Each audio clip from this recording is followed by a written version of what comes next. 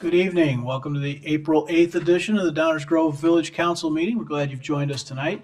If you're watching on TV, we're glad you've joined us there as well. As is our custom, we'll begin this meeting with the Pledge of Allegiance. I pledge allegiance to the flag of the United States of America and to the republic for which it stands, one nation, under God, indivisible, with liberty and justice for all. Rosa, would you please call the roll? Mayor Barnett, Here. Commissioner Jose, Here. Commissioner Sadowski-Fugit, Here. Commissioner Gilmartin, Here. Commissioner Glover, Here. Commissioner Tully, Here. Commissioner Davenport. Here.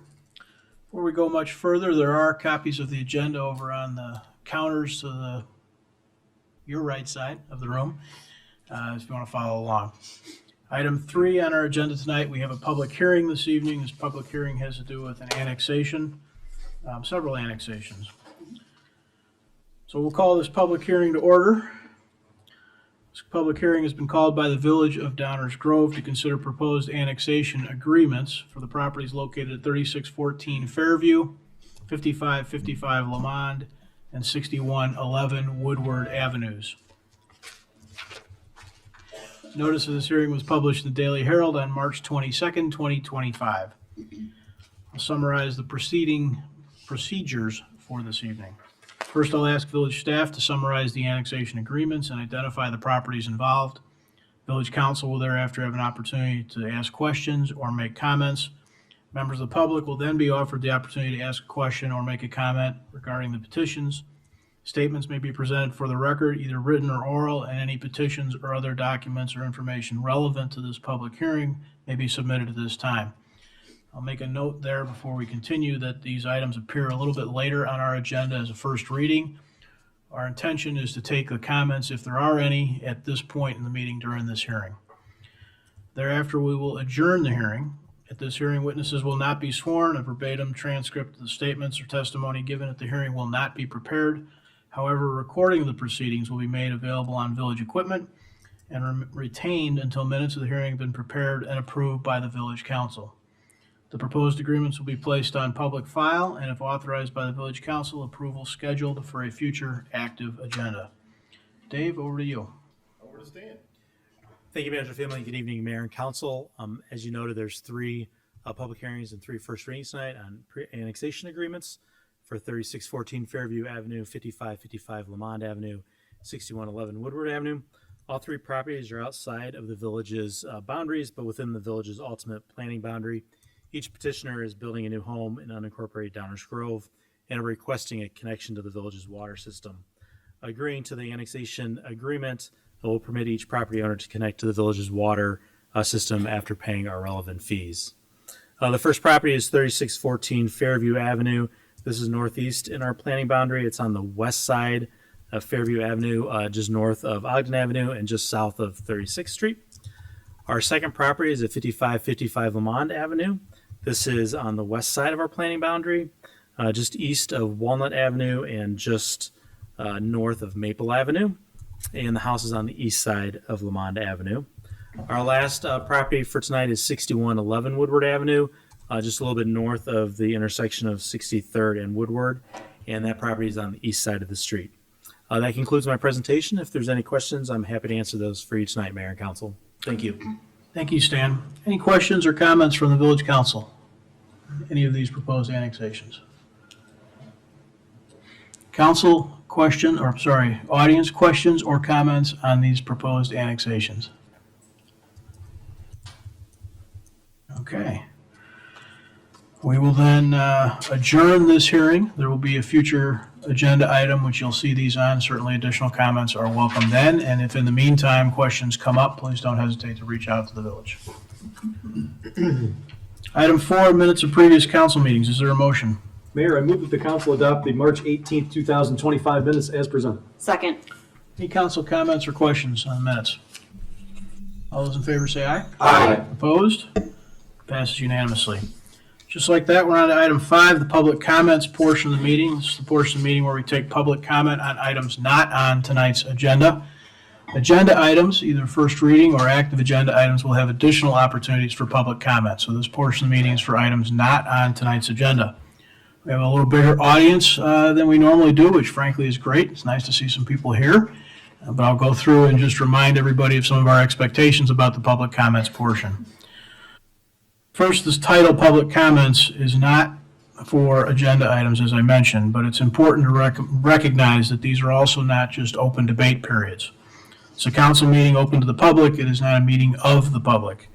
While we seldom, if ever, cut people off, we do expect people to respect the time limit and allow everyone here this evening an opportunity to address the council if they wish. If you plan to speak, please keep the following in mind when you come to the podium. State your name for the record, address your comments to me as chair of the meeting. Try and keep your comments to 5 minutes or less. Avoid repeating what others have said. It's okay if you say you agree with the previous speaker, and certainly you'll probably hear council members say the same. Please keep your comments to one visit to the podium per subject, and please remember that comments made about Business Village or areas within the control of the village are probably the most effective. So with that, we'll move on to the public comments portion of the meeting. If you have some comments for us this evening on non-agenda items, please come down to the podium. Let us know what's on your mind.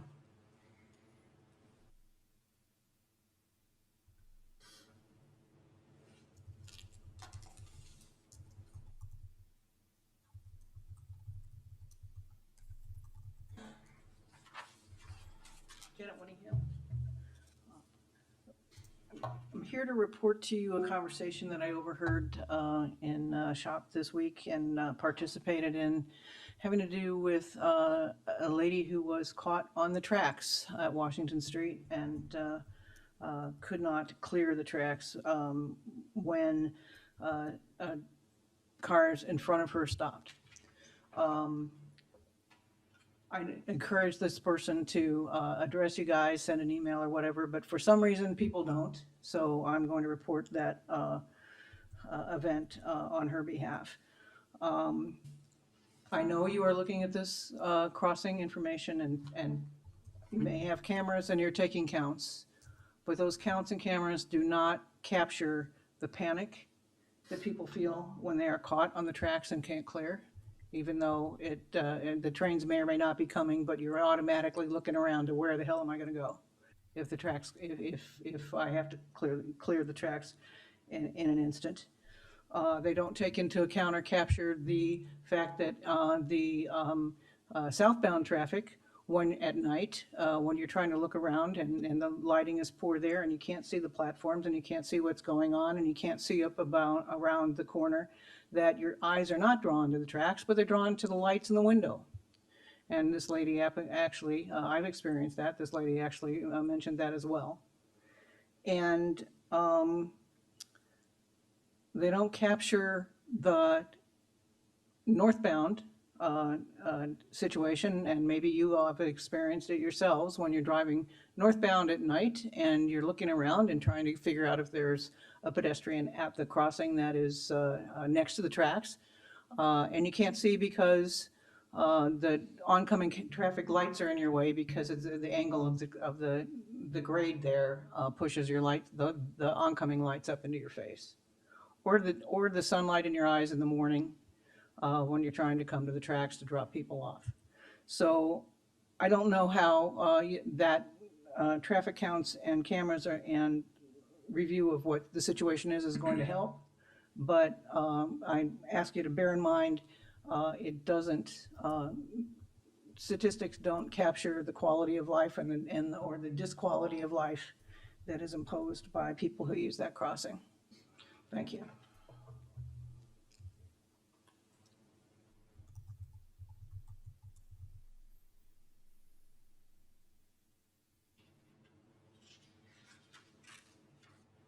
Hi, Clarenda Greco, business commercial property owner.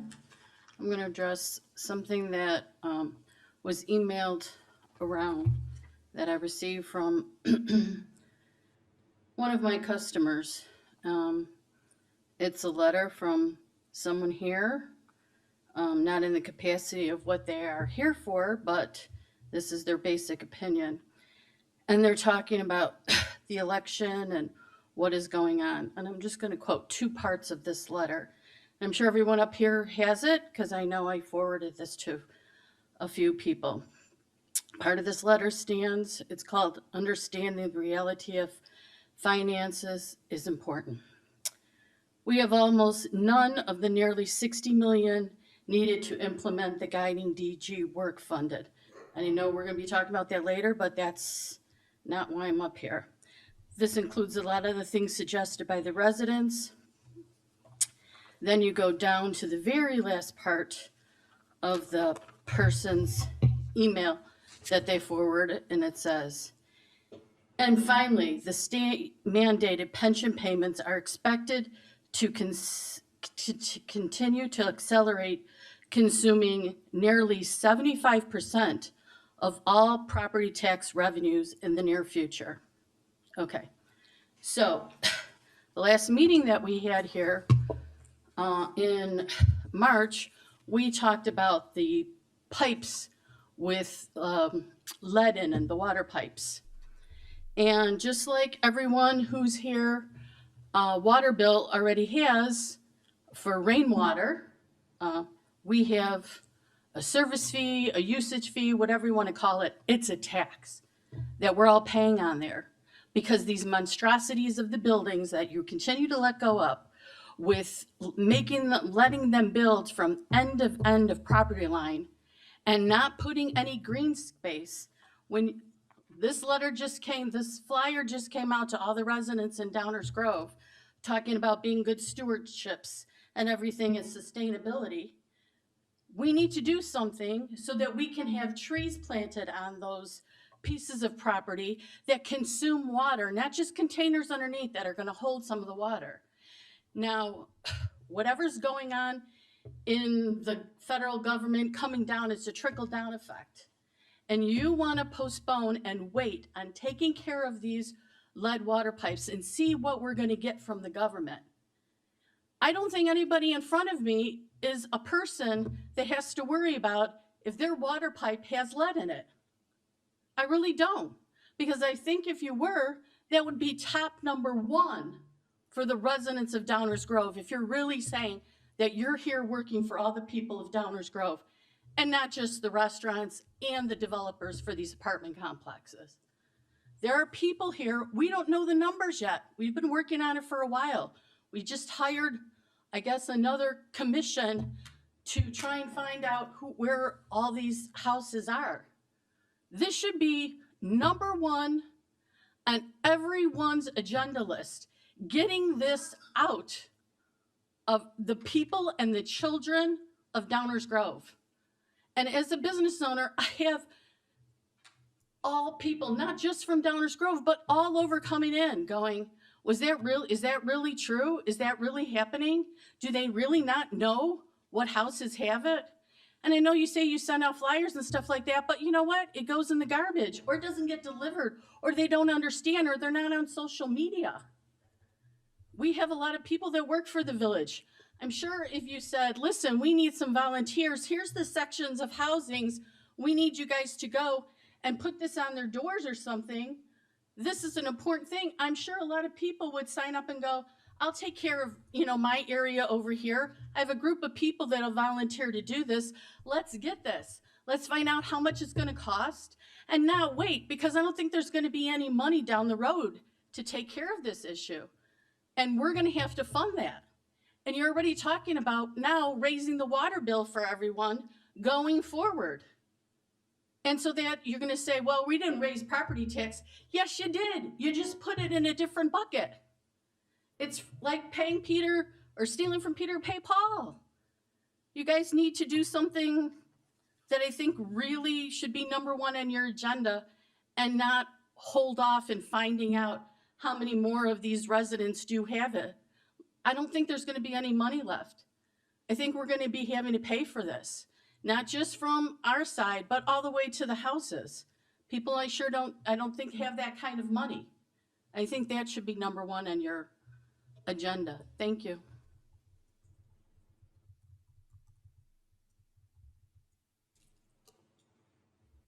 Anyone else? Okay, before we continue, a lot there. Just want to touch on the lead pipe issue just a little bit. The lead pipe issue is not unique to Downers Grove, of course. It is a statewide, actually, it's a nationwide issue. We spent, 100+ years as a country building and constructing residences and businesses with pipes that, as it turns out, in the rearview mirror were probably not a good idea. The replacement of those depends a little bit on where you live, but here in Illinois, it is a definitive timeline. The state has determined what that is going to be. They've also mapped out the process.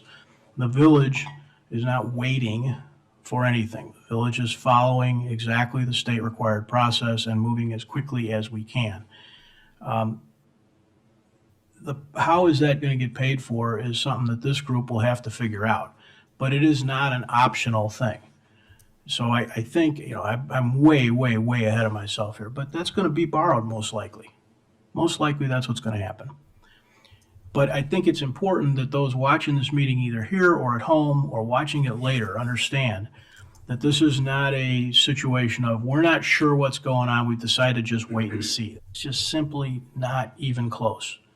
There is a process in play, largely directed by the state of Illinois, which we are fully compliant with. We're moving as fast as we can, and we will get the work done. It is not an option for any community in the state of Illinois.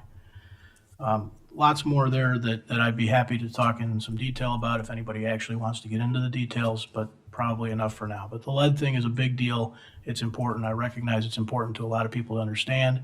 There also is quite a bit of information on our website, so if you want to dig in a little further, please, you can search our website if you want. If you can't find it there, you can email any one of us. We'd be more than happy to walk you through that. It is a subject that everybody up here and everybody in the village is pretty current with and is not just being put off or postponed. Let's move on to item 6, the consent agenda. Is there a motion concerning the consent agenda? Mayor, I move that the council adopt the consent agenda as presented. Second. All those in favor say aye. Aye. Opposed?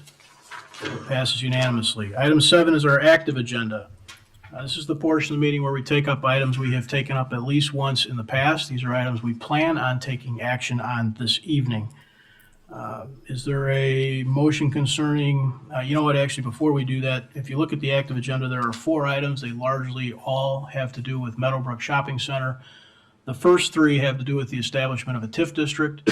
So we're going to take comments and questions from the audience on the TIF district, and then we'll take, again, another round of opportunity for comments or questions when we get to the redevelopment agreement, which is the last item on the active agenda. So before we head down these, is there a motion concerning the tax increment financing district of Meadowbrook? Mayor, I move that the council adopt an ordinance approving the Meadowbrook Shopping Center tax increment financing redevelopment project area redevelopment plan and project as presented. Second. Are there any comments on that motion or the TIF increment financing district in general as it relates to Meadowbrook? Comments or questions from the council? Rosa, please call the roll. Commissioner Jose? Aye. Commissioner Sadowski Fugit? Aye. Commissioner Davenport? Aye. Commissioner Tully? Aye. Commissioner Glover? Aye. Commissioner Gilmartin? Aye. Mayor Burnett? Aye, that passes unanimously. Is there a motion concerning the redevelopment project area?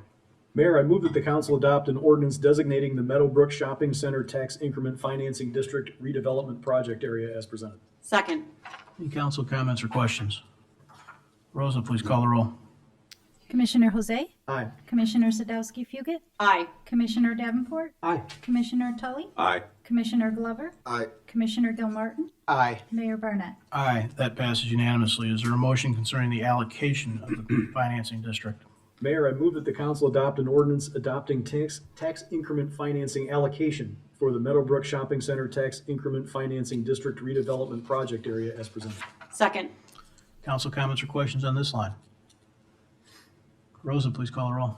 Commissioner Jose? Aye. Commissioner Sadowski Fugit? Aye. Commissioner Davenport? Aye. Commissioner Tully? Aye. Commissioner Glover? Aye. Commissioner Gilmartin? Aye. Mayor Burnett? Aye, that too passes unanimously. The last item on our active agenda has to do with a redevelopment agreement. This is also related to Meadowbrook, but separate and apart from the TIF district. Is there a motion concerning a redevelopment agreement? Mayor, I move that the council adopt an ordinance approving a redevelopment agreement between the Village of Downers Grove and Stelco 4300 Commerce LLC as presented. Second. Any comments or questions from the audience on the redevelopment agreement with Stelco? Comments or questions from the council? Chris, go ahead.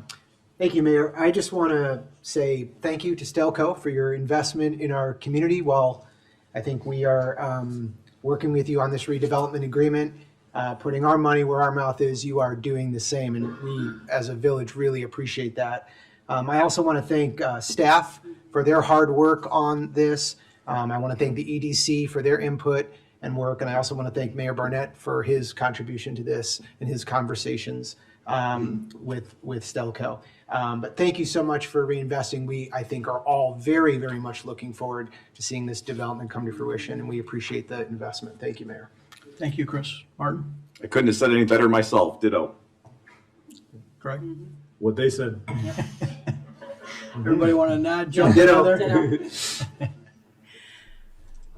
Thanks, guys, for being here as well tonight. And we do, as everyone, I think, in the community realizes, that's been a longstanding challenge. So we're all looking forward, I think, not only up here, but out in the community as well, to turning something around there and frankly, providing a little more value to the neighborhood that Meadowbrook operates in. So thank you for that. Rosa, please call the roll. Commissioner Jose? Aye. Commissioner Sadowski-Fugit? Aye. Commissioner Davenport? Aye. Commissioner Tully? Aye. Commissioner Glover? Aye. Commissioner Gilmartin? Aye. And Mayor Barnett. Aye, that too passes unanimously. That ends our active agenda tonight. Item 8 on the agenda is our first reading. This is the portion of the meeting where we take up topics on which we do not plan to take formal action tonight. These are items we're discussing in some cases for this first time, in other cases for a second, third, or eighth time. But these are items we do not plan to take action on this evening. I'll turn it over to Dave. Thank you, Mayor Barnett. There are 10 items on tonight's first reading agenda, but really 4 topics for discussion. The first topic is the first 2 items, and I'll turn it over to our Community Development Director, Stan Popovich. Thank you, Manager Fielman. The first 2 items tonight are an annexation and zoning map amendment request for 3900 Finley Road. The property is located on the west side of Finley Road, just south of Lacey Road and north of the Finley Road overpass. It's immediately adjacent to land that is incorporated within the village of Downers Grove. The property is currently vacant with no improvements on the parcel. The petitioner is requesting annexation into the village. Upon annexation, the parcel is automatically zoned R1, which is residential detached house 1, the village's most restrictive zoning classification. The petitioner is requesting, upon annexation, a rezoning to the ORM, Office Research and Manufacturing District, which is the same zoning classification of properties to the south and to the north on Finley Road. The rezoning is consistent with the comprehensive plan in terms of the office corporate campus, large-scale buildings adjacent to the tollway, and with quality architecture. The Planning and Zoning Commission considered the petition at their March meeting and found that the standards for approval of a rezoning were met. I'm happy to answer any questions for the council tonight, and we also have our petitioners here tonight as well. Thank you, Mayor. Thank you, Stan. For the audience, we're looking at the first 2 items on the first reading, 10757 and 58. They both concern 3900 Finley Road. So if there are any questions for the council or comments for the council on those 2 items, please let us know what's on your mind. Okay, any council comments or questions? Leslie? Yeah, I was the one that asked the one question about stormwater. So just so that for clarity's sake, I know that when we were discussing this, the Amazon kind of walkway over this property between their site and their parking lot, I remember there being a wetland on this site and kind of some concerns with stormwater and the wetland preservation. So can you kind of give us an idea of how much of the area is buildable, the preservation of that wetland, and kind of how you plan on managing that stormwater? Good evening. My name is Brian Johnson. I'm with Pinnacle Engineering Group. We're the site civil on behalf of the owner. So those are all great questions. So stormwater, first off, as you know from the development to the south, a lot of the water drains to the north. There's a creek that runs kind of just on the south side of the current Amazon facility to the north that's off-site. There's some floodplain associated with that, and there's also some wetlands. We went out and did a wetland study and a wetland delineation. You see where you see a little bit of discoloration, kind of the center middle of the north end of the site, there's an existing wetland there. So on our side and part of our development, we've really limited our scope as it goes north. There's going to be a retaining wall on the north side of the project. that really keeps majority of the wetland in place, as well as floodplain and floodplain mitigation as well as part of that. And then as far as the stormwater component, in addition to those, there's going to be a stormwater pond on the west side of the site that will take probably about 90% of the stormwater. There's going to be a small stormwater pond in the northeast corner as well. There'll be wetland bottoms, so it's going to help promote infiltration, native vegetation, BMPs, water quality, all that good stuff. Thank you very much. Thank you. Mike? This is perhaps a good moment to add a little anecdote in light of some of the comments that were made earlier, public comment. It's a common perception that when these developments happen, that they create stormwater problems, stormwater management problems. And in fact, you look back in history decades ago, it wouldn't have been uncommon for this site to just get leveled and a bunch of parking to be put there, building to be put there, and there's no consideration at all for stormwater management. Now with the requirements that we have, both the county and our requirements, the stormwater management here is such that much more water will be retained on site than what's actually the site actually contributes. So there's a requirement to exceed what's being expected. And so every time we get a development like this, it actually helps to improve stormwater management in the village. And so just thought it'd be a good opportunity to share that. Thank you, Mayor. Thank you. Martin? Just picking up on what both of my colleagues said, because there's wetland here, this is probably one of the most highly regulated parcels in the community. Yep. At the federal, state, county, and village level. I don't ask you to go through all the different permits and requirements and regulatory hoops you have to go through, but building proximate to a wetland is a very careful dance. And I very much appreciate what you have to do in order to make that happen. And it's closely watched too, by many layers of government. What else?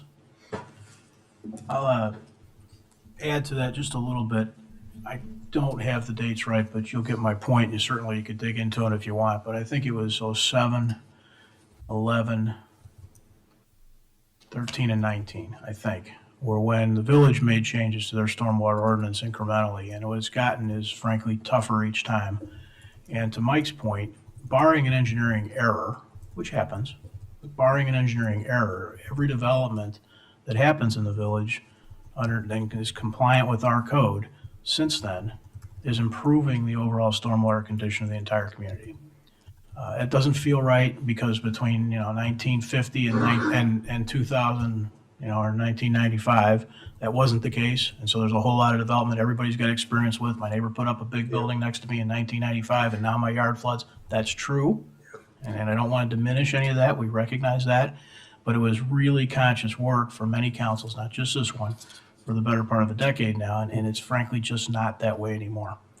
It's an important thing for folks to, I think, at least acknowledge.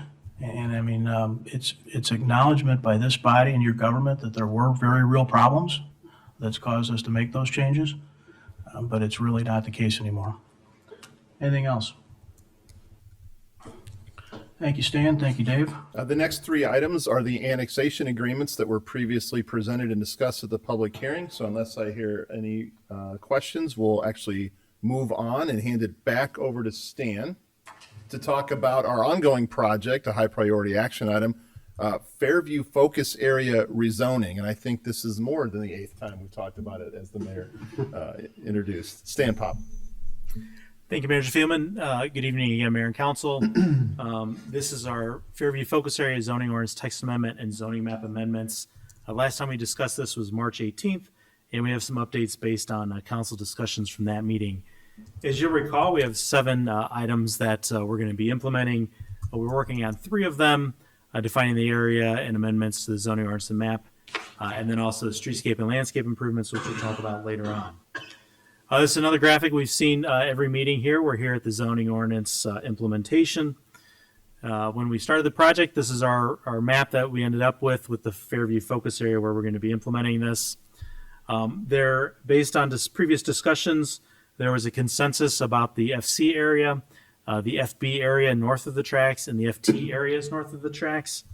The one area that we still are going to be talking about is this area down here at Grand and Burlington, That's the focus of the discussion tonight.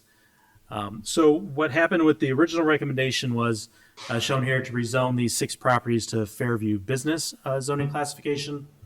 At the Planning and Zoning Commission meeting, the Planning and Zoning Commission recommended 3 of the properties facing Burlington be Fairview Business and 3 that face Grand be Fairview Transition. So that was the PZC recommendation.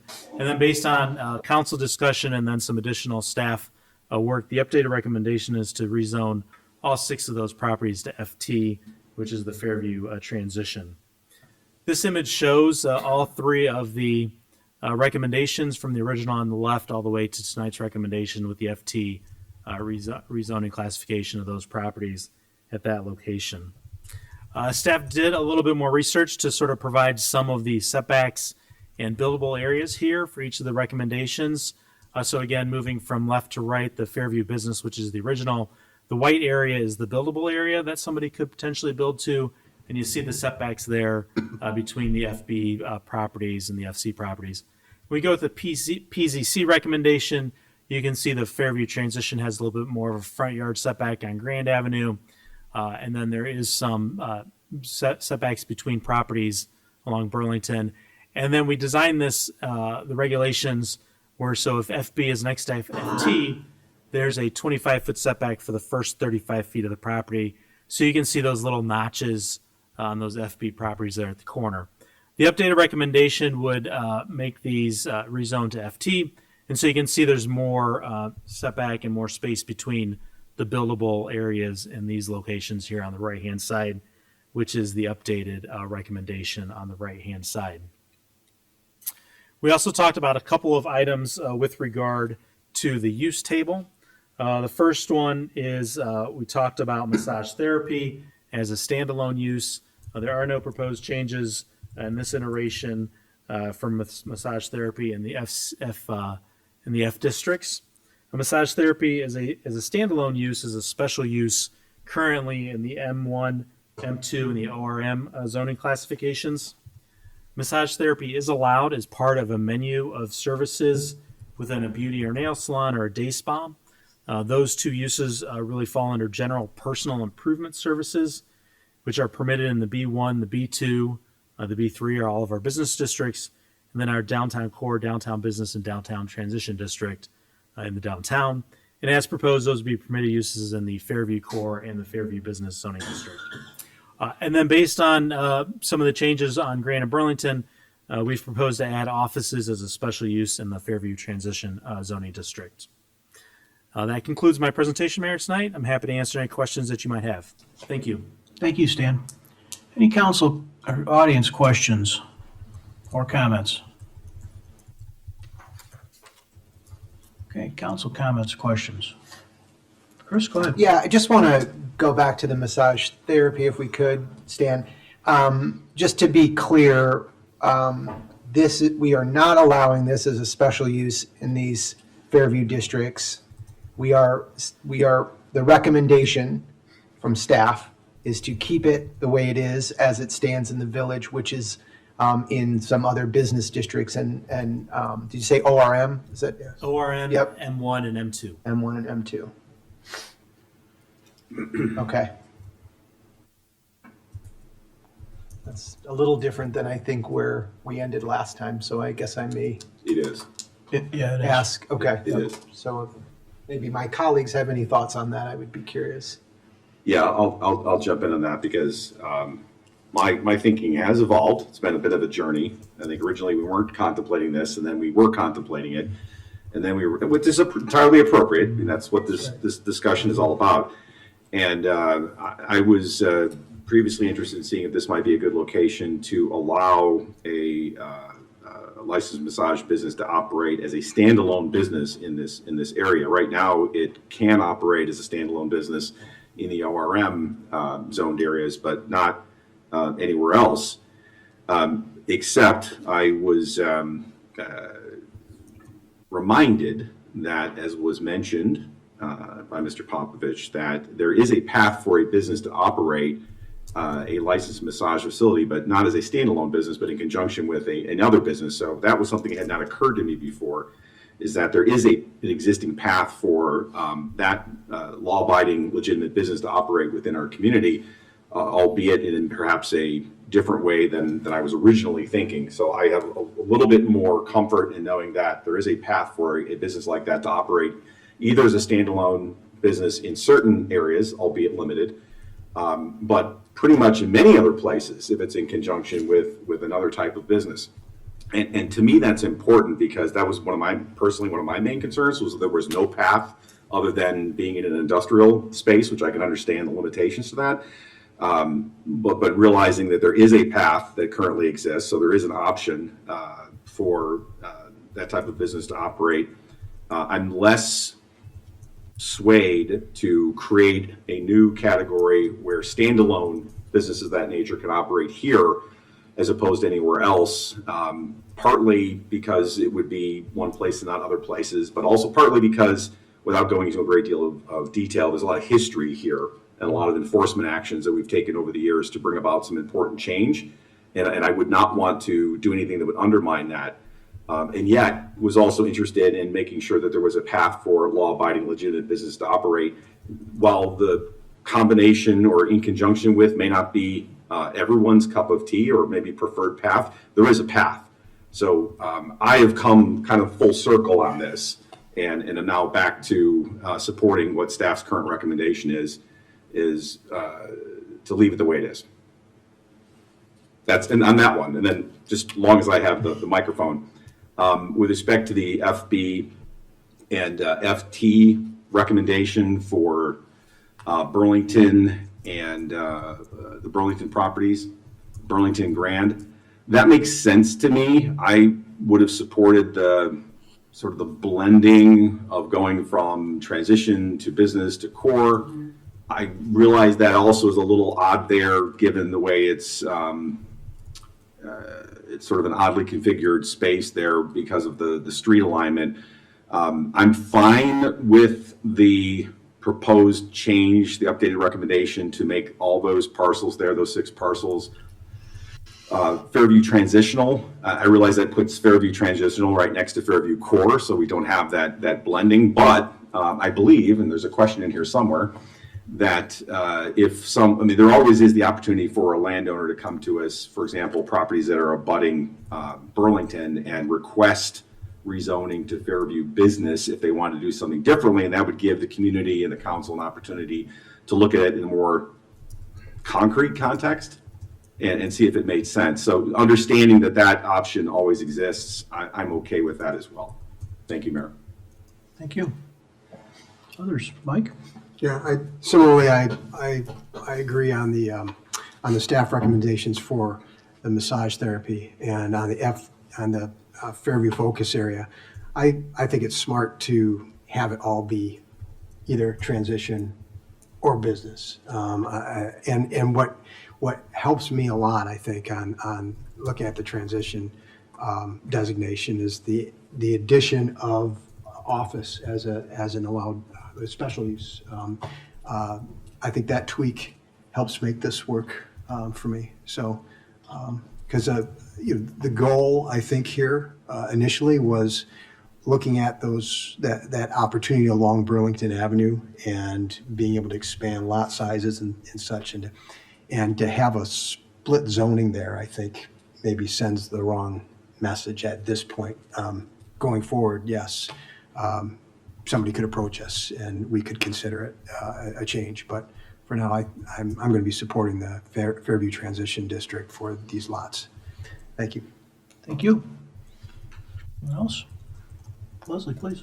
I am supportive of the Fairview transition as well. And I was going to ask, the similar question of, having the opportunity of having a business owner come and kind of, especially since it's right along Burlington, which is right there on the tracks, that would give them a little bit of an opportunity to come to us and ask for a little bit of an allowance, and also abutting the Fairview core as well. So it would give them, a potential business owner, a little bit of flexibility there, especially the ones that are on Burlington and the core.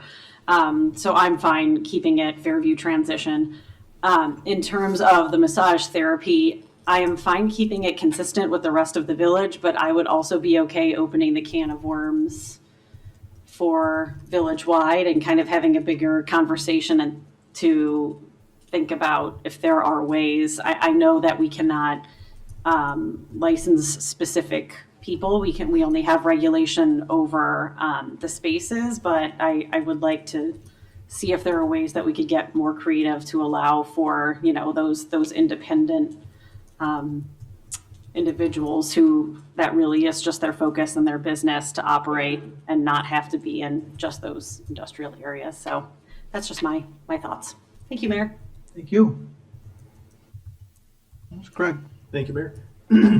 I agree with the staff recommendation when it comes to massage therapy. I think Martin's put it very well in terms of kind of the history and also kind of keeping with how we've regulated things village-wide. The conversation may well come up later, but I think that's the way I'd like to keep it for now. And with regard to the FB and FT zoning, I came in favor of the PZC recommendation, but I can also get behind the updated recommendation from staff, and the idea of keeping it sort of one district for now, and the potential redevelopment opportunities of having it all in one zoning was an interesting argument. I like that. So I'm good either way. Thank you, Mayor. Thank you. Chris, go ahead.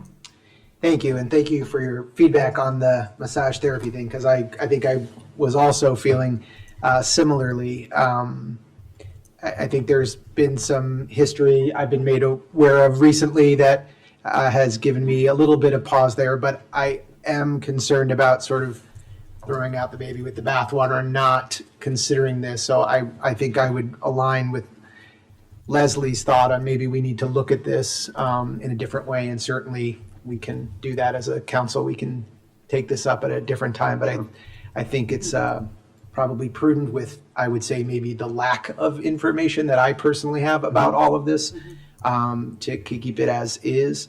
In terms of the zoning, I think FT makes the most sense to me. I'm most encouraged that this is not taking anything away from these folks. This is actually perhaps enhancing as we look to change this area. So that's good enough for me. FT seems to make the most sense, and if we have to relook at it again, we can relook at it again. So that's it, Mayor. Thank you. Thank you. Anyone else? I feel the same way as Martin does about the massage therapy facilities. On the zoning site, FT versus FB, I'm still uncomfortable with it, and a big part of it has to do with use, because I feel like I certainly understand the connected properties and the zoning restrictions that can come in if we limit one. But as R2 lots, which is what my preference would be, they stay residential. And I guess where I struggle a little bit is less about the building envelope. And I understand the value of potential future consolidation of lots to allow for better, more comprehensive development. I certainly get that. But if you're in that neighborhood right now and you're going from Burlington to Grand, it is pretty obvious that you have some higher density residential on Burlington, and then you immediately transitioned into really residential.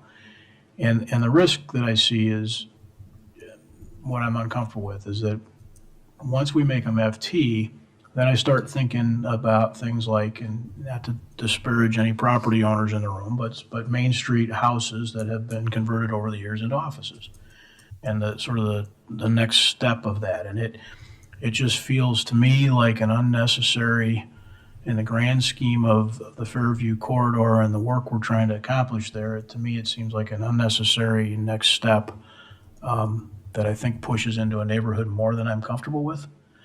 I certainly like FT better than I like FB for similar reasons.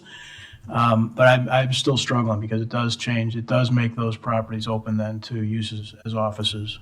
And I'm just questioning that. So, Mike? Mayor, are you suggesting that this area perhaps not even be in the Fairview focus area? The three residential properties south of Burlington that don't face on Burlington are the three in my mind that I would think ought to stick as residential. I think FT is fine, certainly on Burlington Avenue, and I probably could live with FB and even the implications of the relative zoning. But taking the opportunity to take those three residential parcels and start having them used in a commercial environment, it's kind of a creep thing. Feels like a creep thing to me that I'm not necessarily going to sit here and tell you I'm always against that. Clearly, we have that on Washington Avenue. It's served the village well on Main Street in some places. But I'm not sure in this instance that it does much to further the overall goals of why we're in having this conversation. That's my struggle. It makes perfect sense to me.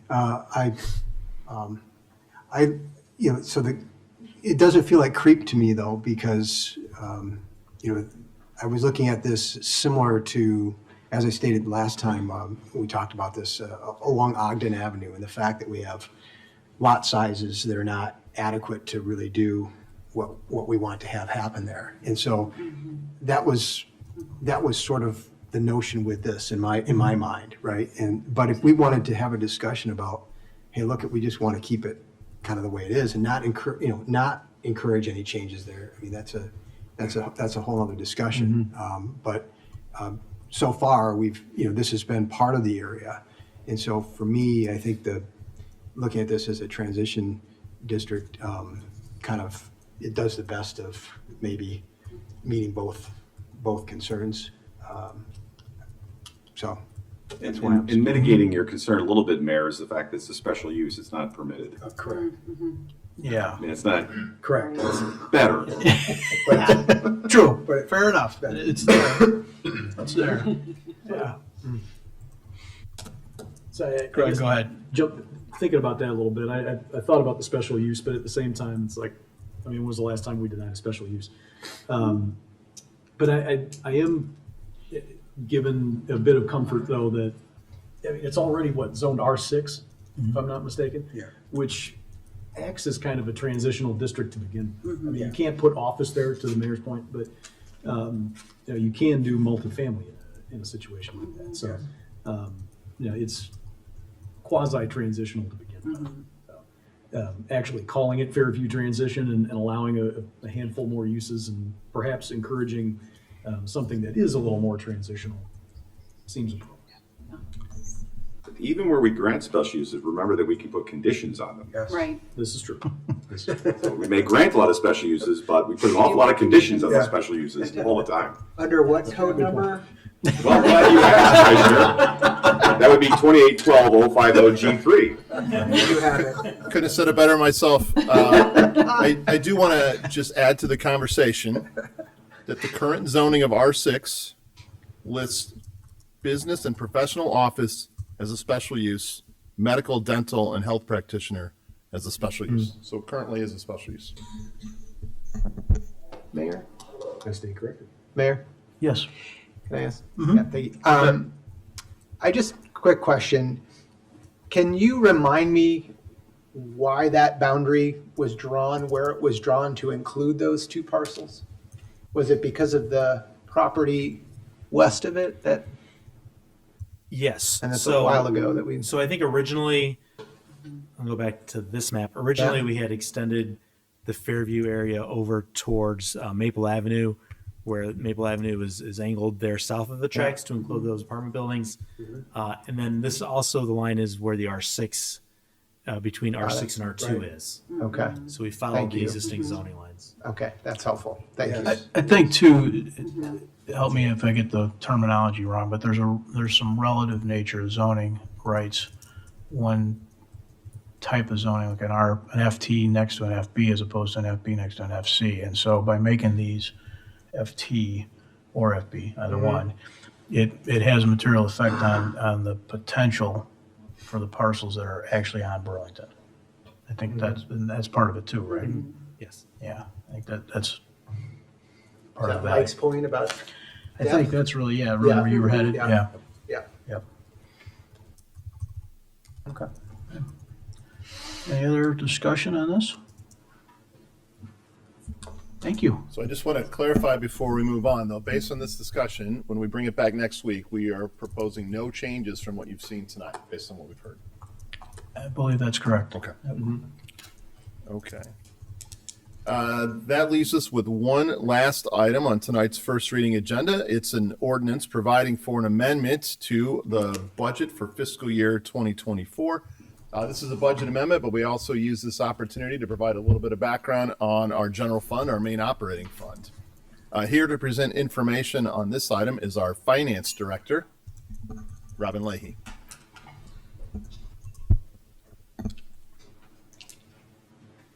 Thank you, Manager Fieldman. Good evening, Mayor and Council. I'm here tonight to give you an update on the implementation and management of the 2024 budget and to present the 2024 budget amendment. Staff is in the process of closing the fiscal year 24 financials as our annual audit gets completed in the next few weeks. Tonight, I will be sharing the estimated closeout numbers with the council and community. The presentation is primarily focused on the general fund, which is the village's primary operating fund.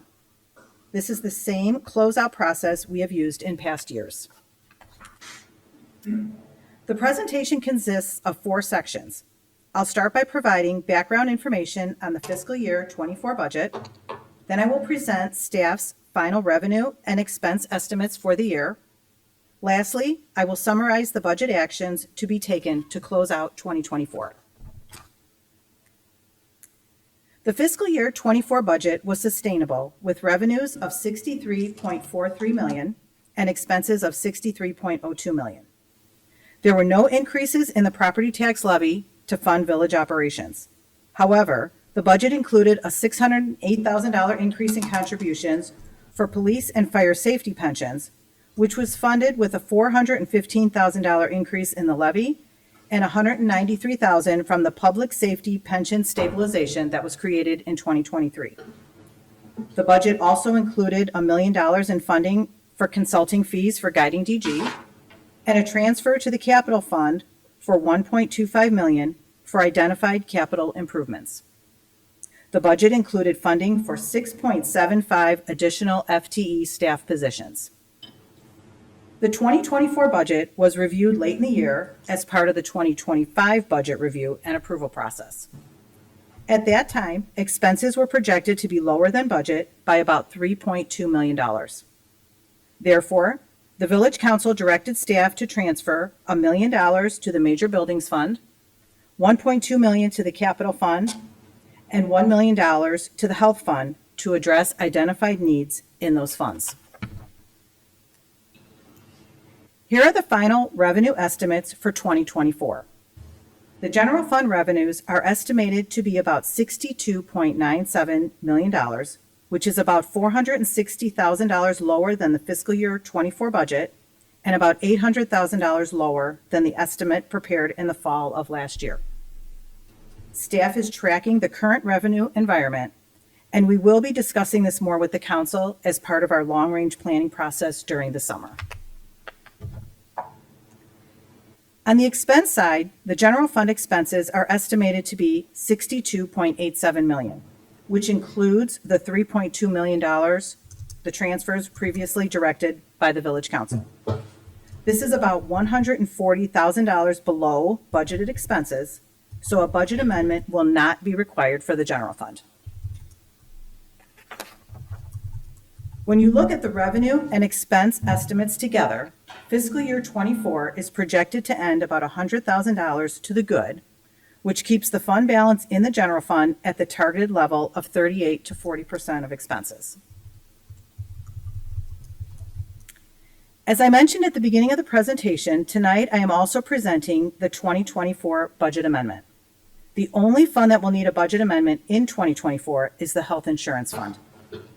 We talked about the Health Insurance Fund last year during the LRP process, and then again when we discussed the 2024 estimates during the review of the 25 budget. At that time, we were seeing an increase in claims and took proactive steps by transferring $1 million from the general fund to the Health Insurance Fund. As we close out fiscal year '24, total expenses exceed the authorized budget for this fund.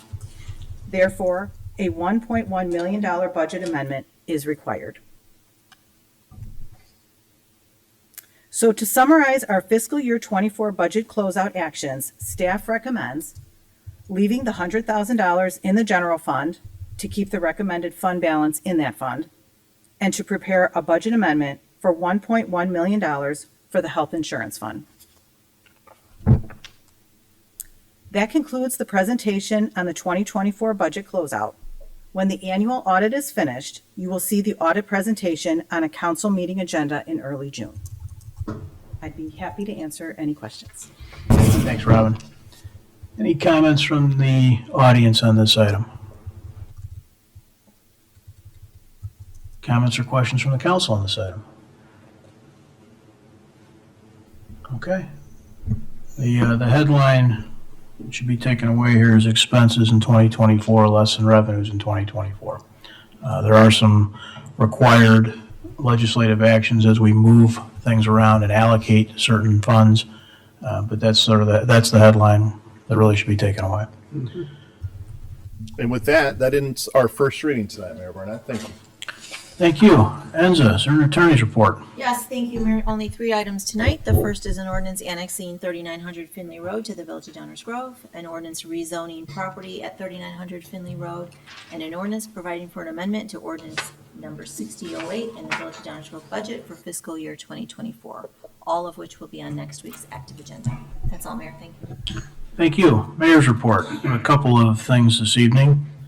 First of all, congratulations are in order to Tammy Sarver, Rob Rowe, and this guy, Chris. Congratulations. We have some new council members will be joining us soon. And for those folks that were successful, congratulations. Well done. I know everybody up here is looking forward to getting started again with a new team. It's a challenging thing from an organization. Every 2 years, you kind of change heads, or at least have the opportunity. But I know we're going to continue to do really good work, and I'm looking forward to it. I had a comment. I gave myself some bullet notes because I thought a few things needed some commentary tonight. I don't often say a lot, as you know.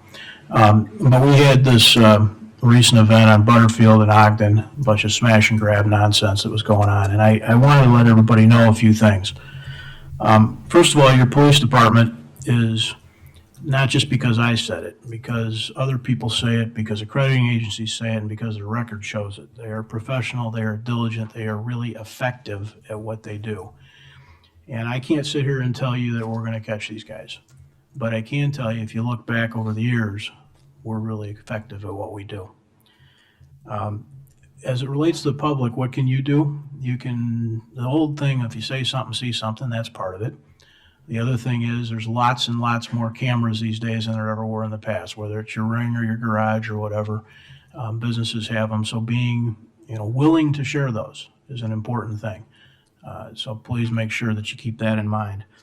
But then I also want to remind everybody there's a lot of chatter on the internet. And of course, there's that meme that goes around, Abe Lincoln said X, Y, and Z on the internet. So take that for what it's worth. But your DuPage County State's Attorney plays a big role here too.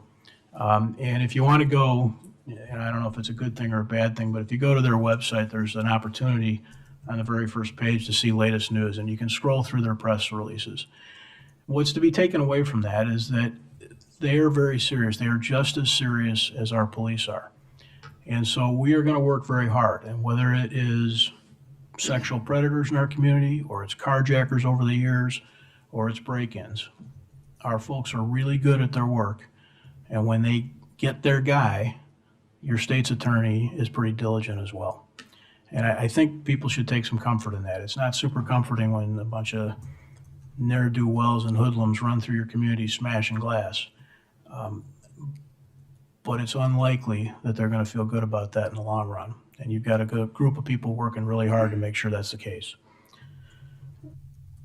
At the end of the day, it's really a partnership. It's the police department, it's your village, it's your state's attorney, and it's us. And so please do what you can do, which really goes back to this saying stuff and being willing to share information. It's an important part of any investigation. So please take a role in that and take some ownership of it as well. The last thing I wanted to talk about This could be a little bit rambling, but it's really not the last election. It's a continuing trend. It's been going on for 15 years, but there is a level of discourse that I wish would change. I can't make it change any more than anyone up here can make it change, or you can make it change, but we can each choose, like crime in our neighborhood, to try and do our part. And so if you're in the business of trying to find the one thing that's wrong or that you don't like and advertising it and talking about it, not over and over and over again, I think you need to think about what good that does or doesn't do for your community. Your neighbor, the person you're sitting next to right now or in front of or behind, probably sees the world through a little different lens. Here's a shocker. Leslie and I see the world through a little different lens. Leslie's life experiences and mine are not the same. And we don't see things exactly the same. We don't even prioritize exactly the same things. But what I'm certain of is that when Leslie's up here making decisions, she's not sitting up here trying to find some way to screw her neighbor or ruin the village. And I think it's important that we all start recognizing that in each other and in everybody that sits up here. There is not a person sitting up here that said, I got an idea, I'm going to run for office so I can fill in the blank some negative thing. It's just not the case. People that sit in these chairs, people that sit in the park board chairs, in the school district chairs, they get into that because they think they can do some good. That's why they do it, 99% of them, all right? There's obviously the 1% out there. But for most part, that has been the case for at least the 25 years that I've lived here, and for those that have lived here their entire lives, Martin, probably the whole time. Because it's just the truth, guys. The people that run for these offices, whether it's here or at any other elected bodies, are doing it because they think they can be helpful. And so what's not helpful to the community is when any members of these boards or any members of the public decide they're just going to focus on something they don't like. We're about to look at 3 big plans, guiding GG plans, that we've spent an enormous amount of time and energy and money in developing. And with any luck, these are going to give us some guidance as we make decisions for the next 5, 10 plus years. I assure you, every single person sitting up here can redline these reports and find stuff they don't like, they would write differently, they feel a little differently about. Every single one of us. And yet we're about to sit here, and you're about to hear mostly all of us telling you how excited we are about them. That's the tact that I think we need to start taking as a community. Find the thing you do like, push it, amplify it, cheerlead it. That doesn't mean you don't ask for change. That doesn't mean you don't push for change. It doesn't mean when you see something you don't call it out. But it's one thing to say, hey, Bob, I really don't like the way you said something. It's a whole other thing to say, hey, Bob, I really don't like the way you said something 42 weeks in a row. And I'm just using me because I don't want to pick on my colleagues. But it's true of any subject. If it's your police department, your public works department, your school board, your library board, your village council, it doesn't really matter. Every one of those groups has 99% of what they do is something that is positive and helpful and that you're going to want to like. You're going to like if you want to. But if you find that 1%, you decide my role in life is to amplify that and tell everybody how rotten I think that 1% is, you're hurting your community. You are hurting the people you're sitting next to right now or behind you or in front of you. Find a way to find the stuff you do like and amplify it. I really think we're hurting ourselves. And it's not just Downers Grove. This is a nationwide thing. It's not unique to us. But it is something that we can do something about if we each just decide to. And so I'm hopeful that everybody will. I thought after an election, before a new board gets sworn in, maybe it was a good time to point that out and at least ask for some help, because I think you all can help yourselves and us if we take that kind of an approach to things. All right. Council member report outs. This is the portion of the meeting where council members report out on things going on in their community or other groups that they think we should be in touch with or things going on they think we should know about. So we'll start with Mr. Davenport. Thank you, Mayor. So millions of people across the country visit their libraries every week. From young families stopping in for play and story time to students sketching out their next creative project in a makerspace to seniors seeking tech help and everyone in between, libraries help us connect the dots from one part of our journey to the next. Whatever draws you in, the library has something for everyone. So celebrate National Library Week, April 6th through April 12th. And I know our library is using this as an opportunity to encourage folks to become library members and get a card. So if you want to get one, it's pretty easy to do. You just go to the checkout desk with one form of proof of residency, driver's license, state ID, current utility bill, piece of first-class mail, or mortgage or lease. Thank you. Thank you. Danny, No report, Mayor. Thank you. you're saving it, aren't you? Yeah. Leslie. Our library ad hoc committee did have a meeting during spring break on Thursday, and no surprise, our information gathering led to more questions. So the short story is that we are going to hopefully get more information with those questions. We are going to look into a couple potential external researchers who could help us answer some of those questions. And very tentatively, our next potential date will be April 21st at 7 p.m., which is a Monday. Don't completely hold me to it, but tentatively that will be our next date. And that is all. Thank you, Mayor. Thank you. Martin. Thank you, Mayor. Appreciate it. I just want to echo your words about the most recent consolidated election. Want to thank everyone who put their hats in the ring, and particularly those who, having already served, still put their hats in the ring, knowing what you were getting yourself back into, and congratulate those who emerged victorious and will be serving our community. Whether you run, whether you win, whether you lose, the willingness to put yourself out there and run for local office is something truly to be encouraged and admirable. And I agree with you, Mayor. Most people do it for the right reasons, and that's what we want to encourage more of, not less of. I, too, look forward to welcoming Tammy and Rob to joining us, and Chris returning to join us, because we have lots more work to get done. But I also look forward to honoring our soon-to-be departing members, Greg and Danny. So wait for that, because we've got weeks to store up all the great comments.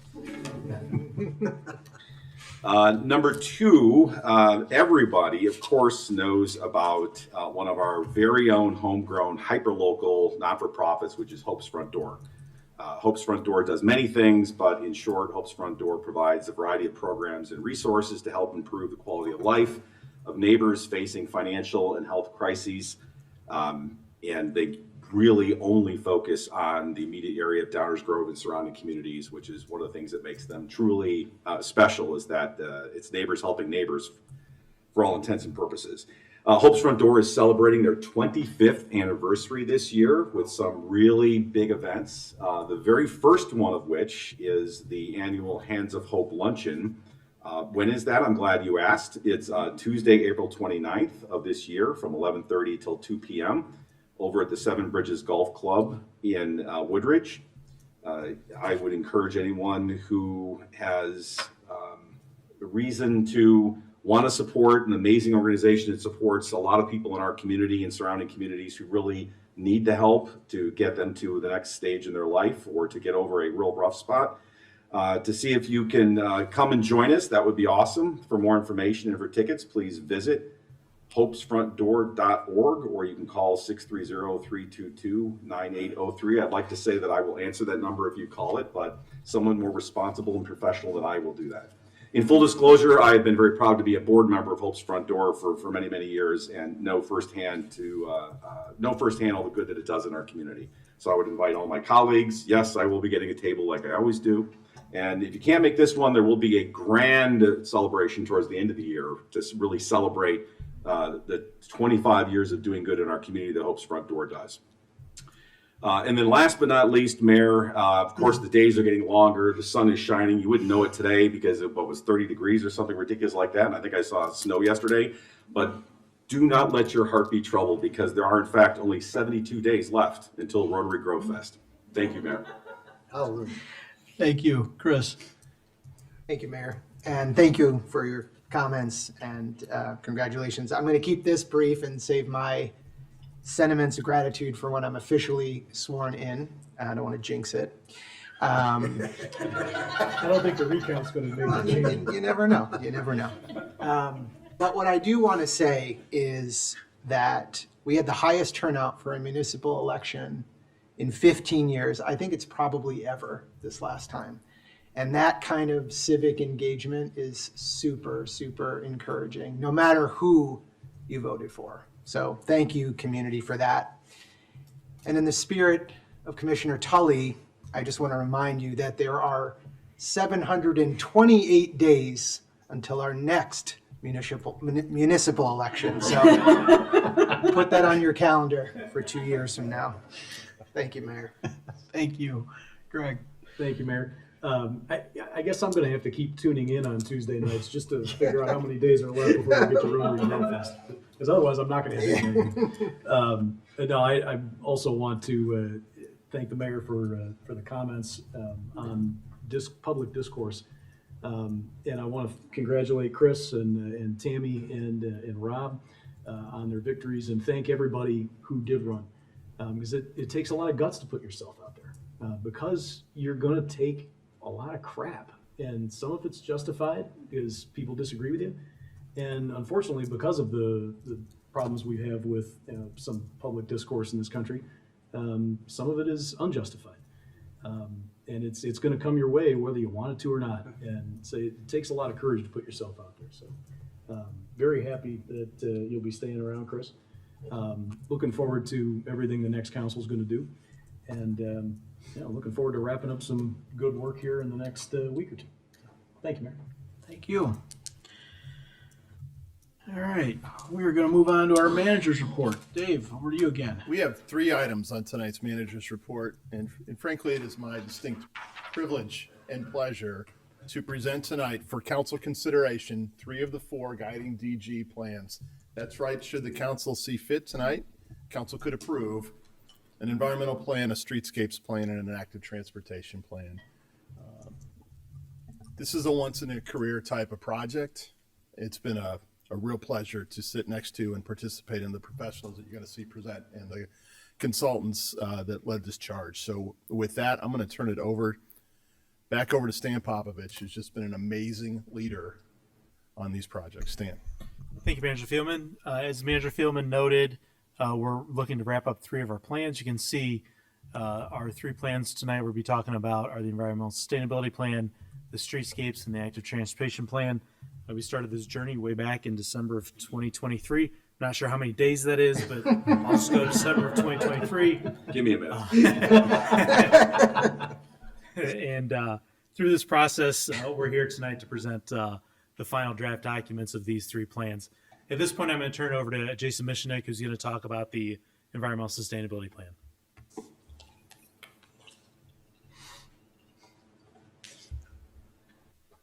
Good evening, Council. It is my honor to lead us off here in our discussion of these 3 plans.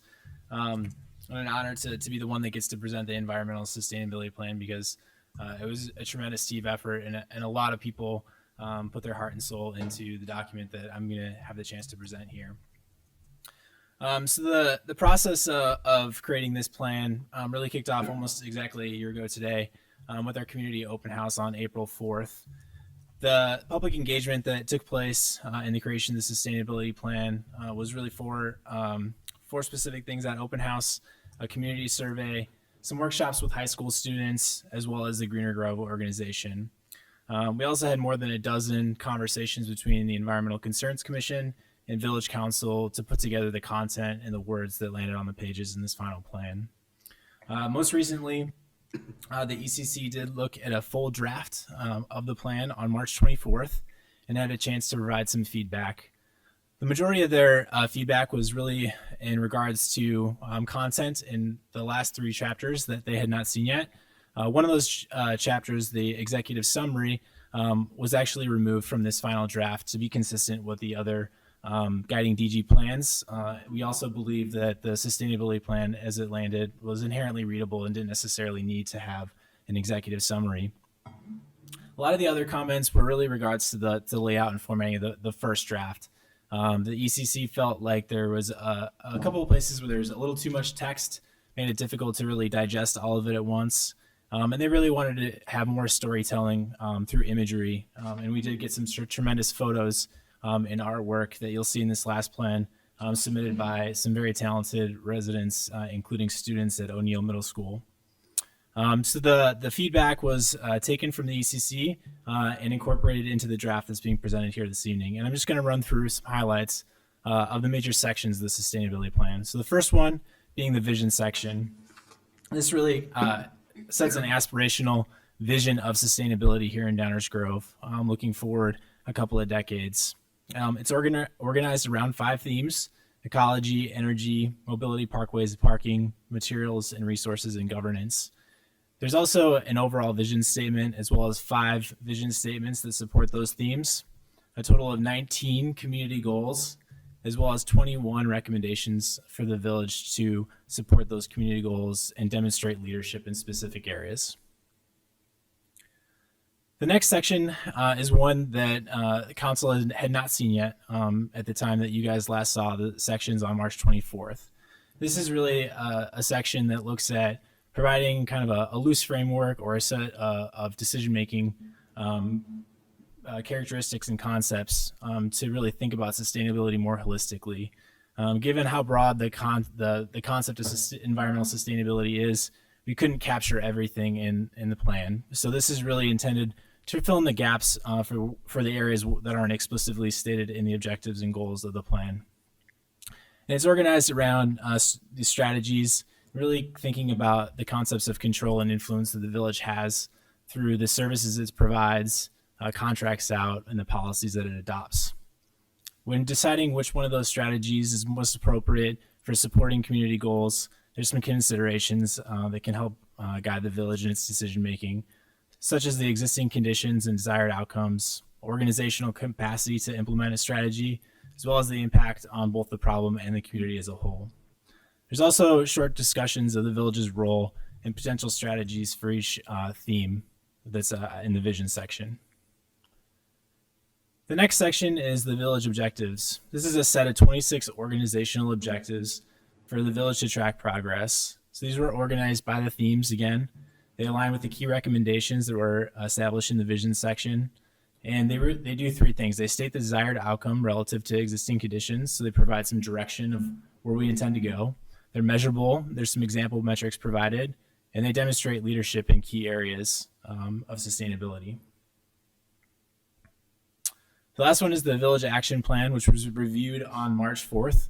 And it is a 2-year action plan that identifies specific projects that meet these criteria. So again, this isn't everything that will occur over the next 2 years, but these were things that require multiple departments to work together. They may require village direction or decision-making, budgetary considerations, and all of them were identified because they align with planned processes, projects, or an existing community investment program. They're organized by action types and include things like physical assessments, policy reviews and updates, as well as some specific projects and services. And last but not least, the community pledge. This is something that was identified early on as a way to really incorporate the community and residents and stakeholders in Downers Grove into the efforts to make it a more sustainable community. It's a call to action to individuals to do their part to support community sustainability goals, and it focuses on individuals reducing their ecological footprints. It does not require anything. It's voluntary participation, but we do plan some follow-up actions, such as creating a resource guide to help individuals identify ways that they can be more sustainable, as well as establishing some partnerships to support community outreach and education. And with that, I'm happy to answer any questions that you guys have about the sustainability plan. Thank you. Thanks, Jason. Do we have any comments from the audience on this? Council comments? There's got to be some, all this work. Just sort of. Let's save my comments for the end. Mike, go ahead. Sure. I'm sure like you all, really impressed. I spent a good chunk of previous weekend and then a good part of this last one and yesterday and today as well, going through cover to cover and just wow. So I just want to hit on a few highlights and things that popped out to me that hadn't popped out to me before, and also want to thank staff for answering in the council questions, several of my questions ahead of time. But I wanted to say that I really like the energy vision statement especially the first sentence, which reads, "Diligent planning investment will help preserve houses and buildings while significantly improving energy efficiency and reducing building-related emissions."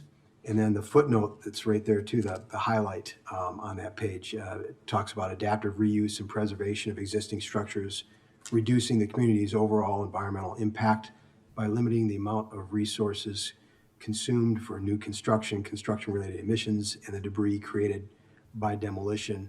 And you might wonder, why that might be such a big deal to me, but if you know anything about my career, you'll know that a big part of my career has been all about this, additions and remodels and renovations and trying to save things and preserve things. And so this one really means a lot to me, and so I'm really excited that it's in here. I think that there's a couple of comments. I think the village ecology recommendation, and this is on page 25, is missing a statement about urban forest maintenance and expansion as a complement to the community goal. So as I read through most of these, we had the community goals on the left side, and on the right side you saw some actions, and that seemed to be something that there wasn't an action listed for. So I would love to see that added. On pages 30, on page 29, I think we're missing the word reduce from the community goal, promote strategies that vehicle-related emissions. So I think we want to say reduce vehicle-related emissions, Scrivener's sort of thing. Yeah. I remember that from last time. Pages 36 and 37, I'm calling this the trade-off section. Excellent stuff. It's addressing all the nuances of the decision-making process, and we've even included that organizational capacity item in there that we've experienced ourselves in going through this process, right? The limits of time and what you can do, but I thought that was just sort of a great reminder that this work is difficult, involves a lot of potential trade-offs, and then just to say in the end that I absolutely love the inclusion of student artwork throughout this document. It's really great. It sets the right tone, sends the right message, and it's all the way through. So you can't forget about it. It's always there, and a reminder of why we do what we do. So fantastic document. I'm just proud to have been part of it. That's all. Thank you. Thanks, Mike. Leslie? Yeah, I mean, I'm honestly thrilled with this document. I'm happy to pass it as is. I'm comfortable with, in the ecology portion, talking about the tree biodiversity and maintenance and things like that, and the village objectives in 40. So I feel like we at least have it represented somewhere. But I just cannot thank staff and Greener Grove and the ECC enough for the amount of work that has gone into this. I really think that we are lucky to have such an engaged group of residents and community that it was very clear every time we would get a draft for this that there were a lot of people who were very engaged and involved in this from start to finish. Again, from the community, that this is what it is. So as someone who has been hoping for this and pushing for this since I was first elected in 2019, to see this, one, come to fruition, and two, be this detailed, nuanced, and this high quality is just very exciting. So thank you for all of this work. It is exceptional, and I am thrilled to move this forward. Thank you. Thank you. Chris? Yes, thank you, Mayor. I want to echo those sentiments as well, and we'll continue as we go through these plans, but fantastic work. I think I spent a little more time just being a little more specific about what I liked about this. We have spent a ton of time on this and the other two today, and I just feel like it deserves a little more specific focus. So you might hear this reoccurring theme from me tonight as these plans are reviewed. What I like about this plan, First is that it provides a community-wide call to action, not just a government checklist, right? So I appreciate the community pledge. I think it invites residents and businesses and organizations to take part in this effort. And I think it aligns with the way I think governance and grassroots involvement should work together. I think it sets realistic and achievable and measurable goals. As someone who values accountability, I'm glad to see detailed objectives for the village and metrics to track our progress. It's really important to me, especially in the areas that you outline: energy use, biodiversity, and waste reduction. I think it supports the smart growth and revitalization a lot of people have been talking about without sort of sacrificing that sustainability. Mike, you talked about sort of reuse and that kind of thing. I think that aligns perfectly with what we as a village are seeking. I also think it reinforces our fiscal responsibility through some of the long-term cost savings that we will see here with things like retrofitting and smart water use, green infrastructure. All of those things will save taxpayer money. It just will.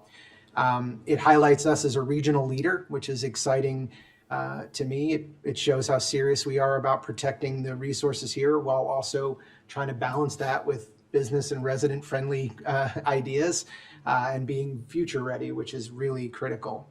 I think it highlights the importance of strong partnerships, whether it's the schools, the park districts, local organizations.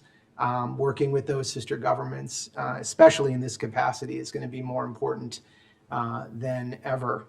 I personally like the idea that it strengthens our investment in the active transportation plan. More for me on that, but I love the connection, and there's a lot of overlap with this, I think, or a lot of shared benefits between the two plans.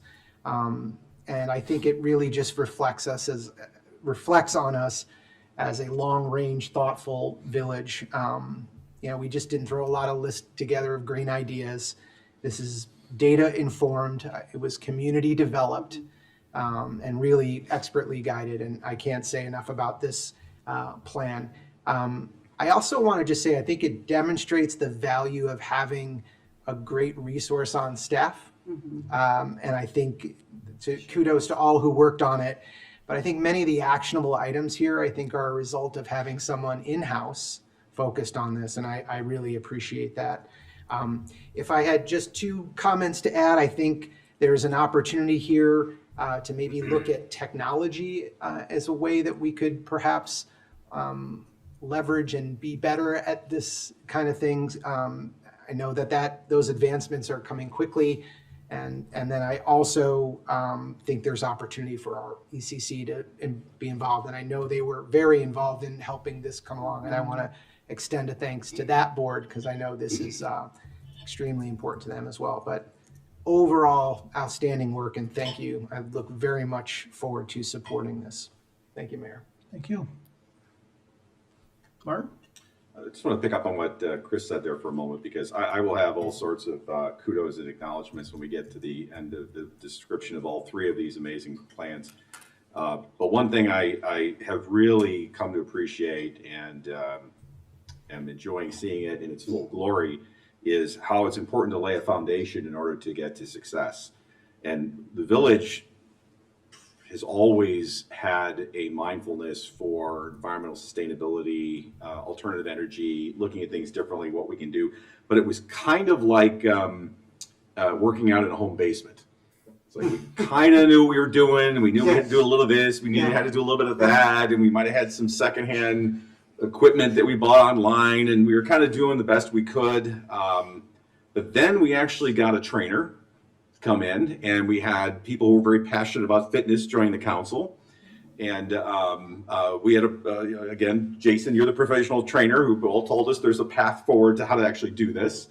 And then we partnered with some people that actually have programs and frameworks that allowed us to better celebrate our accomplishments, strive for something better, to have metrics and measurements to actually show that we are not only achieving something, but striving for more, and then being able to relate that to the community in a way that they can understand and appreciate it and be proud of. But most importantly, having a framework for mindful advance with these areas. So the ability to partner with grassroots organizations, like you mentioned, Greener Grove, Pierce Downer Heritage Alliance, thank you for all your years of contribution. People in general throughout the community that are coming together to support this kind of took us from working out in our home basement to becoming professional athletes at the Olympic level. So, Wow. and now we can strive for some medals. So I really appreciate that journey, and have really appreciated how you need to lay the foundation to really achieve that excellence. So well done. Thank you, Martin. Greg. Thank you, Mayor. I too want to echo the kudos to staff, to our consultant, to everybody who's gotten plugged in on putting all this together. The amount of community feedback that we've gotten, whether it's from the ECC or through the ECC, through Greener Grove, other organizations, has really been tremendous. I love that this plan is significantly broader and deeper than I think I had in my head when we started the process. We're not looking simply at being carbon neutral or we have something for every little bit of what goes into the definition of environmental sustainability, and I think that's fantastic. And the way that we're trying to engage the community and push folks along on their journey while we are embarked on ours is inspiring as well. So many thanks to everybody who's been involved in this. It's a fantastic product. I look forward to voting for it. Thank you, Mayor. Thank you. Anyone else? I'm not going to repeat my colleagues, but I do have a couple of observations that I think are important. One is I think this plan appropriately helps set and build and underscore and give room for further building of a culture as opposed to kind of a box check thing. This is not a box check thing. This is a cultural change. This is a cultural refocus, and it gives room for some of the things that my colleagues have talked about, whether it's resident participation or other groups' participation or partnerships, but it's way more than a box check. There's an awful lot of environmental sustainability plans that are adopted by people and companies all across the country that are largely box checks, and they're kind of BS. And this is not that. The other thing this does is it sets goals that are stretches but not impossible. There's not a lot of point in setting a goal you know you can get. There's not a lot of point in setting one that's ridiculous. This doesn't do that. This sets goals that we can get if we stretch and things go right. I also like the fact that it sort of in its very structure recognizes that it's going to be an evolving thing. And I think that's important too. The worst thing we could do is take this plan, put it on a shelf, check a few boxes, and in 10 years not be doing anything with it. This sort of sets up for not only this cultural thing, but the idea that this itself is going to evolve over time. And I think we all know that's critical, but I can tell you that if you look outside of Downers Grove, we're not always the best at everything, but there are an enormous number of people out there talking about their environmental sustainability plans that it's in a binder on the shelf. And this is absolutely not that. And I think we should all be really proud of that. Anybody want to make a motion? Mayor, I move to adopt the environmental sustainability plan. Second. All those in favor say aye. Aye. Opposed? Thank you again to everybody that's helped us along the way.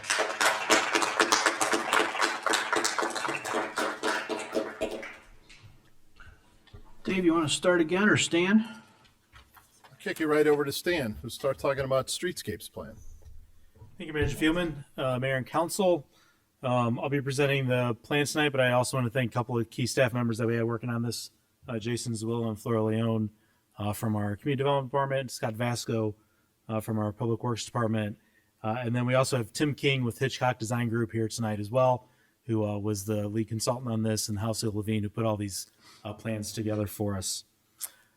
Again, as Jason did a great job explaining engagement with the sustainability plan, we did have a lot of engagement here with regard to streetscapes, everything from our Historic Preservation Design Review Board meetings to our community open house surveys. We did workshops in this Village Hall, which is a great way to use this space as well. We found out during those open houses to really get the community to come enjoy our new building and then look at some good things we were talking about as well.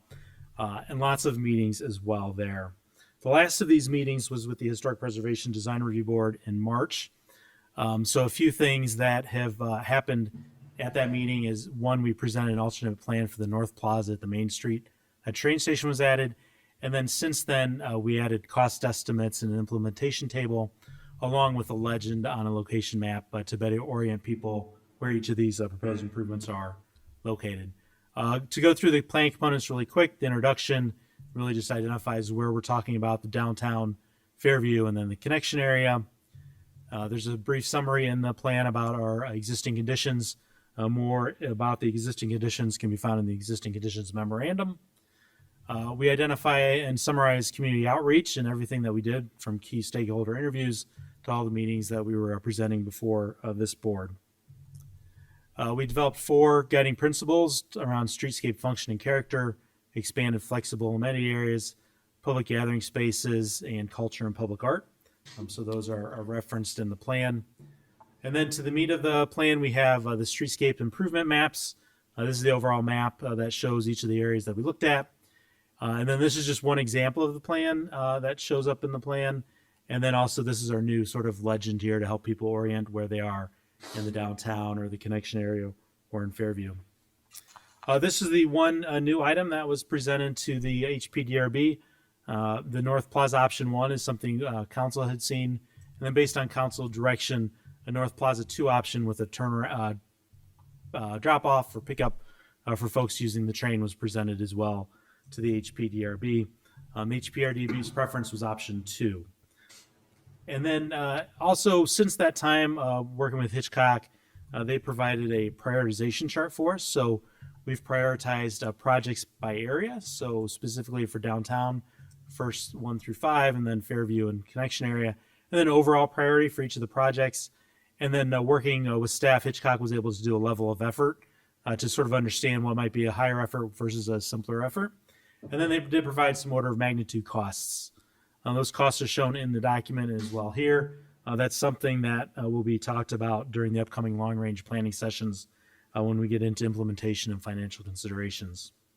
I'm happy to answer any questions tonight. It's been a privilege to work on this project. And Tim King with Hitchcock Design as well is here if you have any questions. Thank you, Mayor. Thank you, Stan. Any audience comments on this plan?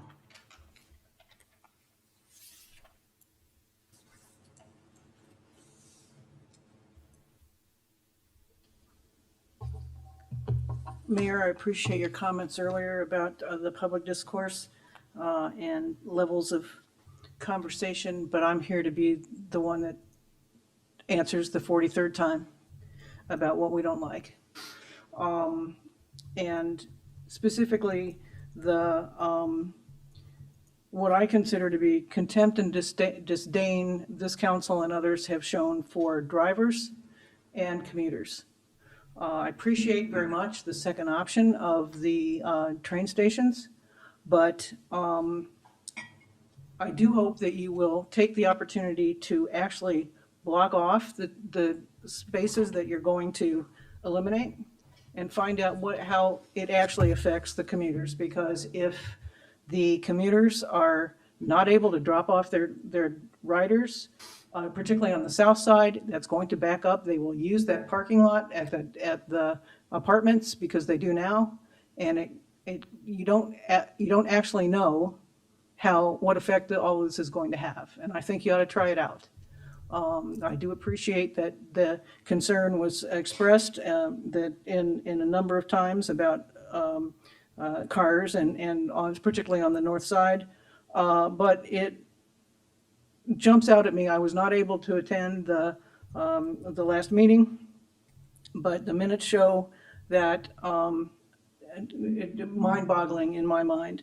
One woman stated that trains only come in a blue moon, so why shouldn't we optimize the use of the plaza for other things? Trains come through every day, especially during rush hour. I think the chairman said that with option 1, the traffic aspect is only going to be an issue for a couple hours a day. Well, if you're in that situation where you every day pick up your rider and commuter on the north side and you have to go through that and fight the traffic, it is a problem and a real impact on the quality of life of commuters and residents of Downers Grove.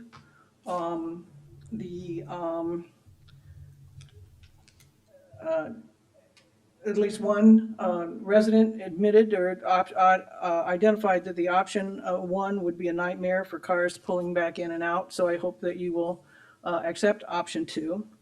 And there is just a real lack of appreciation for the quality of life of commuters here at the busiest train station on the Burlington line. And it comes through on the minutes, on the discussions. It's all about trees. We need more trees. We need more tables and chairs, and so forth. So that, but the function is for an operating train station. You have lots of room out there now. Put more tables and chairs out there this summer. See who uses them. My guess is it will be not as heavily used as you might expect, but you can try these things out.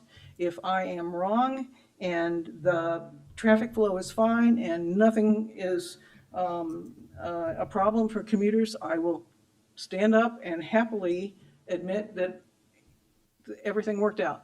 And I have no problem with that at all, but these things cannot be changed. Once they're implemented and built out, any change or revision would cost way too much money. So please take into account this class of people in our community called commuters and drivers. Thank you.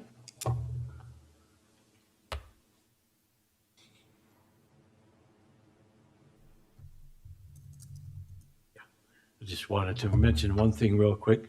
Our most recent streetscape-like project, the Blackburn Plaza to the east of this building, is immensely improved by the presence of several pieces of high-quality art. And I hope that a similar approach will be taken when looking at the streetscape for the train station area and other public spaces that are going to be revamped as a part of this process, that we reserve a place for and secure some high quality pieces of art. They really, the effects are maybe hard to quantify, but they really elevate the quality of a public space. Thanks.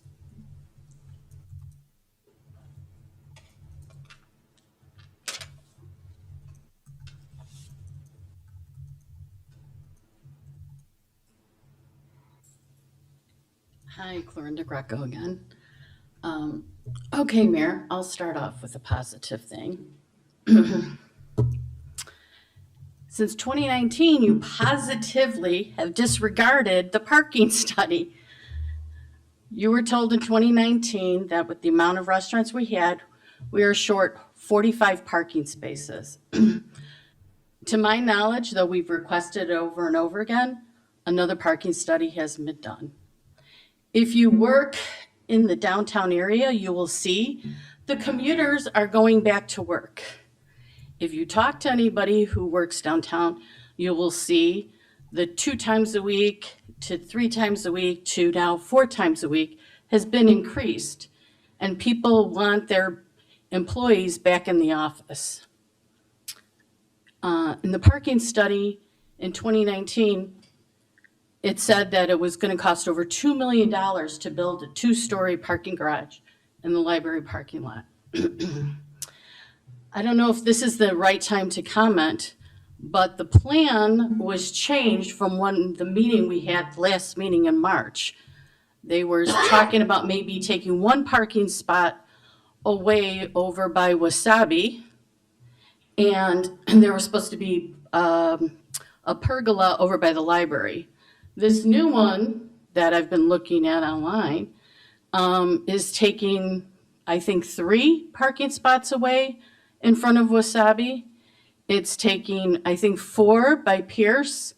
And right across the street on the small space of Curtis right there, it's not even a half a block long, we'll be losing 4 spaces for outdoor dining, quote unquote, flexible space, and a 15-minute parking spots for pickup of your food for Angelo's, for pickup or drop off of your shoes, or running into any one of those other stores to put a tree. So that's 5 spots. There aren't that many parking spots right there. So I really wish that you will disclose to us this 21 parking lots that we have in Downers Grove that myself and everybody I've been talking about have been trying to find.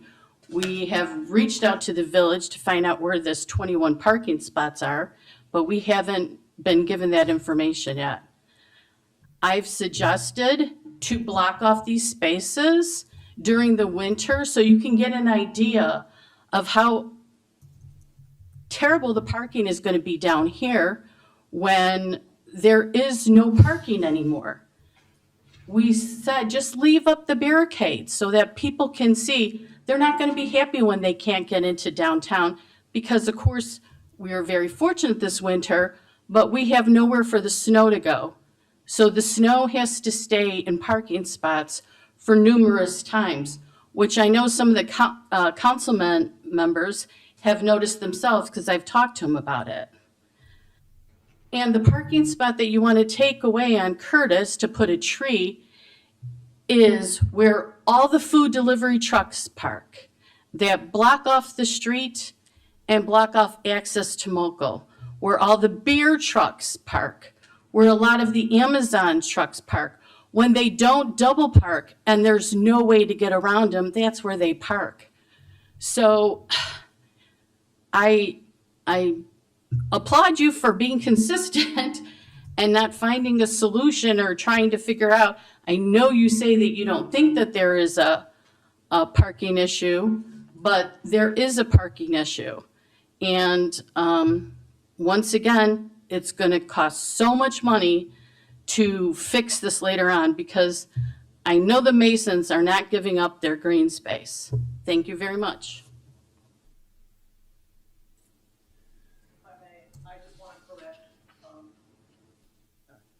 Ms. Greco, I did get an answer to the questions about where the 21 lots are, so I do appreciate that.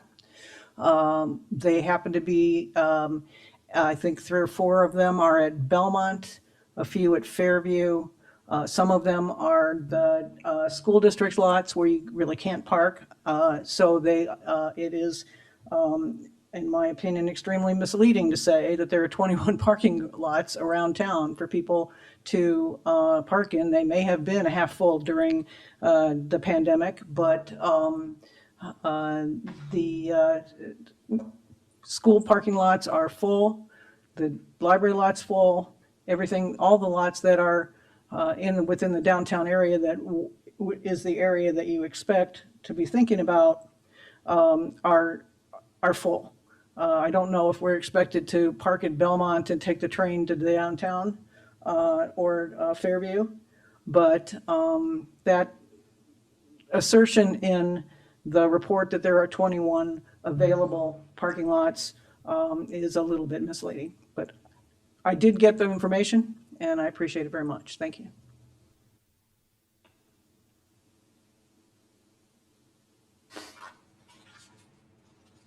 Anyone else? Okay, before we go to the council comments, some clarity from the same notes that identified those 21 lots. As long as we're trying to be clear and trying to not be misleading, regularly occurring village counts do not include, identifies Dooley lot, but importantly, any other lots beyond village-owned lots. That's an important thing to note as we're counting spaces and counting available spaces and trying to measure availability, which of course that same report that identifies the 21 lots talks about how and when we do that kind of work. We're not counting stuff that isn't village-owned lots. Council comments or questions? Martin, go ahead. Thank you, Mayor. Once again, great work, and I'm going to save a big thank you for when we get to the final of 3 today.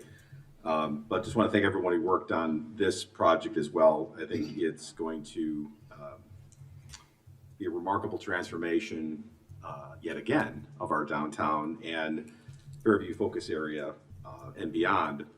A lot of good work has gone into a lot of good ideas, a lot of good thoughts. I will throw my weight behind North Plaza option 2. I think that strikes a nice balance and yet gives the north of the tracks some of the due that it's long deserved, but at the same time preserves the benefit of drop off there, particularly on the north side, which in the morning could be more of a challenge than the south side for those of us who actually moved to the other side of the tracks, so we wouldn't have that issue in the morning. Number two, I will just voice once again, I do wish that with respect to the downtown streetscape proposal, that the flexible amenities were flexible both in use, which they are, but also in location. I will continue to hold the belief that the ability to move things based on use and season would be a great advantage to us if we could, rather than simply pouring concrete and being stuck with something. Although we could use it for art, we can use it for dining, or we can use it for something else, it's there, we can't move it.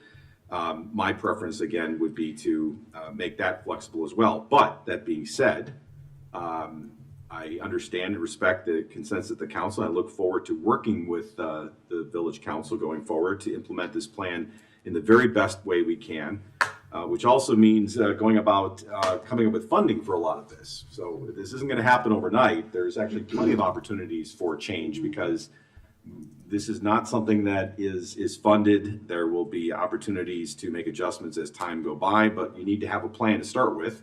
I think it's a pretty darn good plan to begin with, and a lot of work's gone into it, a lot of community input. Particularly want to thank the Historic Preservation Design Review Board and others for their work on this, and look forward to supporting it. Thank you, Mayor. Thank you. Others? Leslie? Yep. And I will say, I am a 3-time-a-week commuter. I do go in Tuesday, Wednesday, Thursday into the office into the city, so I do understand the frustration with drop-offs. I am familiar with folks getting dropped off, unfortunately, in that apartment area. I see it every day because I do walk over kind of the Washington Street crossing. I try to be, as I've told people before, I try to be a good influence on some of the pedestrians to not walk in front of cars. Sometimes it works, sometimes it doesn't. So being somebody that recognizes that those drop-offs are important, I am also in support of option 2 for the north side. With regard to Ken, what you said, I am also supportive of high quality art that is definitely in the plan for both of the north and south plazas by the train station and hopefully other spots around town. So we definitely want to involve high quality public art in a lot of these flexible amenity areas, and look forward to supporting this streetscapes plan. You know, like Mayor Barnett said, this is one of those areas where, you know, not everybody got their way. I certainly, this isn't exactly the plan that I would have had if I had everything my way. I would have not necessarily included the additional flexible amenity space in front of Wasabi. I would have been supportive of testing out this plan this year and seeing what it looks like removing these spaces instead of kind of keeping last year's outdoor dining. But again, we function as a board of 7. And so this, I think, is a great plan. It is a good compromise, and I think it is going to be a really positive step forward for our village. And so I look forward to supporting this plan as well. Thank you, Mayor. Thank you. Greg? Thank you, Mayor. I may end up, Justice Scalia in the 80s here, but I'm going to weigh in favor of North Plaza option 1. If we're serious about a sense of place on the north side, I think it's the right option. It provides more parking, and it gives, I think, greater utility for times that are outside of the typical commuting times, while also being very useful for folks to be dropped off there during the commute.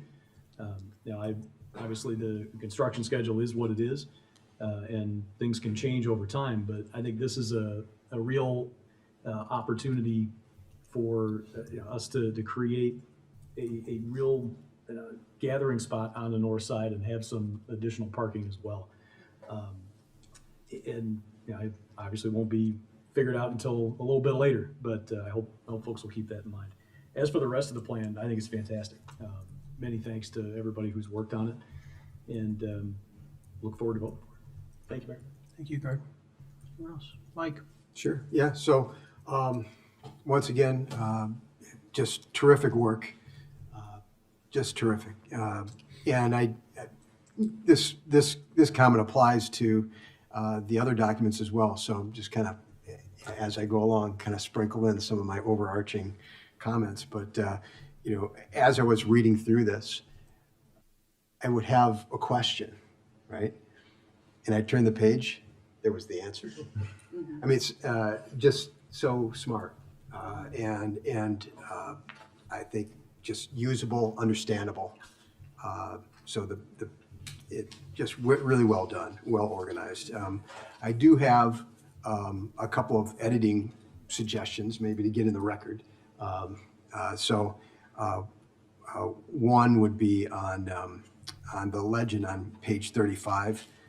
Even though we know that that's the pool and fountain feature in the Nakunzi Plaza, I think it would be good to identify it in the legend. Let's see here, throughout the plan diagrams, and actually this also, let's just say throughout the document, and this applies to some of the others too, but the use of acronyms gets to be a little heavy, and it would seem like might be helpful to have kind of just a page that had them all, right? So that you weren't going back, because I ran into that a little bit as I was going through it, right? Just having to thumb back through and go, what does that mean? And so it'd be nice to have a spot where I could always know to go to find that answer. In the plan diagrams, because of the scale of what we're doing here, I think some of the masonry walls and benches that we're showing really are hard to identify. I don't have a solution for that at this small scale, but it's an observation. I think it could be an issue going forward. Like, what do we really mean there? So hopefully there's some way we can blow that up, or be able to refer back and know what we intended there, because from the diagram it's a little hard to tell. There's a comment on page 69 that talks about the overhead utility lines, and it says, if it is desirable to bury overhead utility lines, although expensive, it should be a long-term goal. And I would propose that is actually not an if. It actually is a desirable long-term goal, and something that we should aspire to have happen if we can. And so I'm objecting to the word if there, and would welcome any comments on that. As well, similarly on page 57, I'm talking about in the Fairview area, on the north side of the tracks for that parking lot right there. And we're showing a gateway feature overhead. And I don't know that I'm comfortable committing to that and the cost of that right now. I'd rather see it be looked at as a gateway feature. We have gateway features identified in the downtown area already, and I would prefer that we said something like that, of which an overhead feature certainly could be considered, right? But I don't know I'm not sure that that's what I want to commit to right now. Little things like that.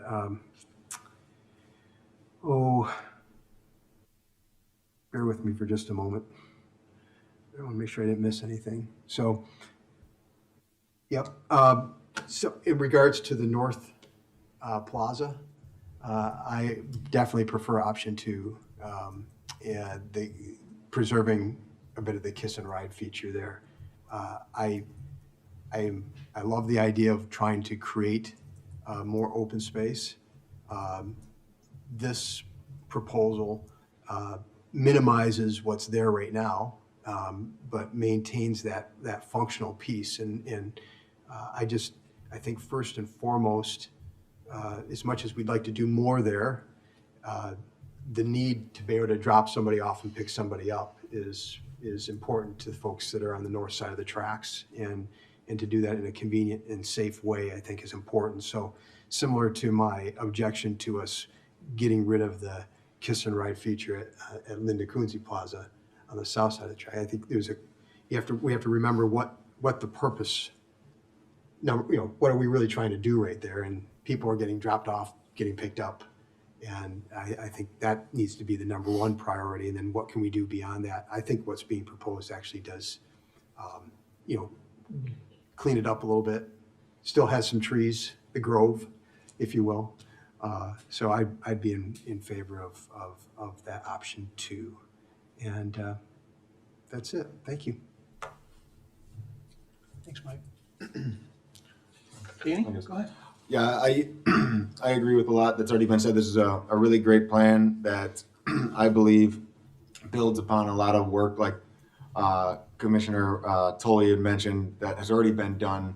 And what I believe is also the reason a lot of residents and people looking to move to Downers Grove are looking for, which is a vibrant downtown, a place of, I think as you put it, being, a place of, and I think that a lot of these improvements really contribute to that vibrancy.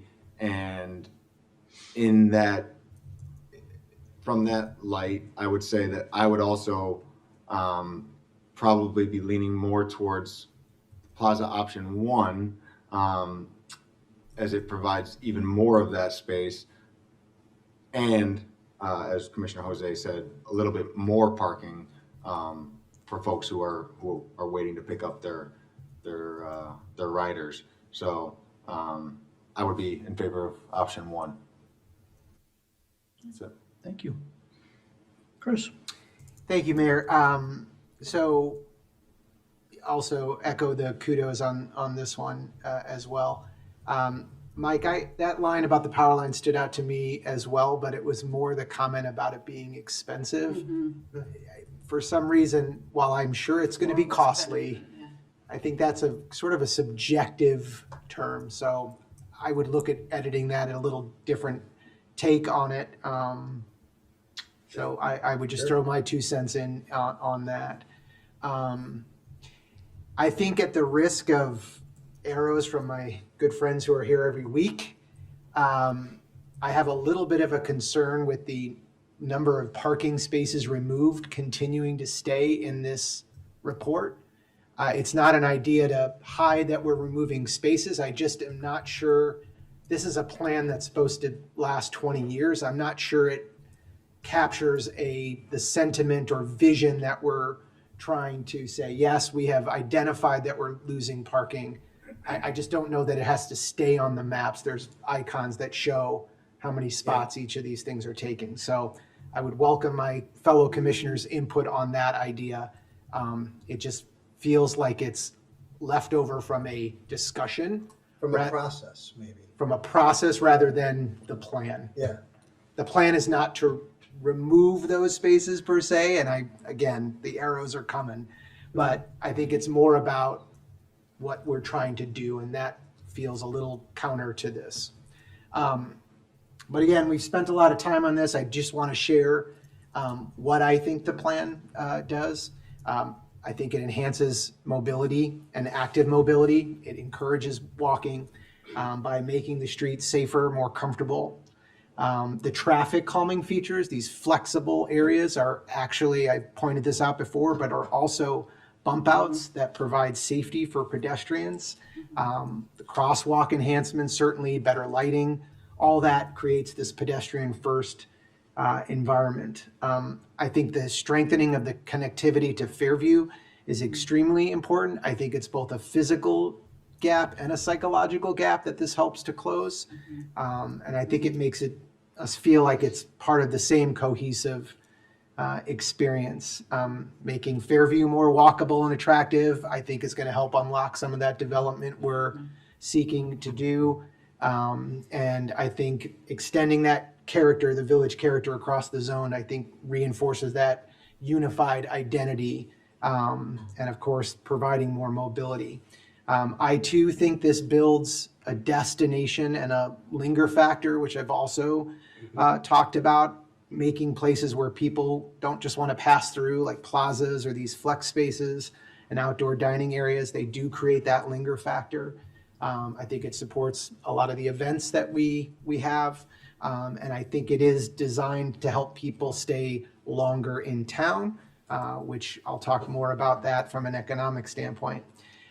These accessory elements, someone mentioned public art, which of course I love. I sort of think about as sort of the jewelry of the streetscape, right? So lighting and benching and street trees, I think they're more than just decorations. I think they provide a space with great experiences, and that I think is important. Public art, sculpture, seasonal plantings really elevate, I think, the ordinary there. And then, of course, there is a consistent design language, so I'm not one that wants high standards on that, candidly, because I do feel like there is value in differentiation, but I think a connection, as I said earlier, while still allowing each part of town to have their own character is what I think is demonstrated here. And candidly, I think these enhancements are what people talk about. They take Instagram pictures around, and I think it does provide us that polish and personality. There's no doubt in my mind that all of this will help support our local businesses, more foot traffic, more dwell time for shops and restaurants and service providers. And I think it helps maintain our storefronts. We've got a great, almost fully leased downtown, and I think this will continue to help that. And finally, I think this, I talked a little bit about overlap as well, but this also aligns with our sustainability plan. So a lot of stormwater friendly landscaping, more shade, healthier tree canopies, all of that contributes to our environmental resilience. Infrastructure like EV charging, solar power lighting, and Wi-Fi, while not necessarily in the plan, there's some recommendations for that. I think that does help us future-proof some of these spaces. And then obviously using these lands efficiently helps support our ecological sustainability. So for all of those reasons, I'm very much looking forward to moving this forward. I'm going to talk a little bit more about this when it comes to active transportation plan. But the cost that we're talking about, I think it's very important to remember that this is a 20-year plan. So the numbers that we're looking at right now are not checks we're writing next year or the year after. This is designed in that way to be a part of our continual 2-decade investment in our village. So I'll talk a little more about that as it pertains to the active transportation plan, because those also had some numbers, and I'd like to address that as well, but I just wanted to make that point. And again, I'm looking forward to supporting this incremental impact to our downtown and Fairview area. Thank you, Mayor. Thank you. Anyone else? All right, I'll add to the count here on version 2. We didn't hear Commissioner Oh. Warren. Thanks, Enza.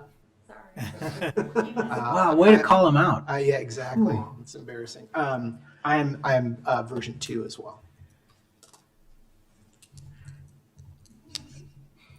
Linger factor. I like that. Mm-hmm.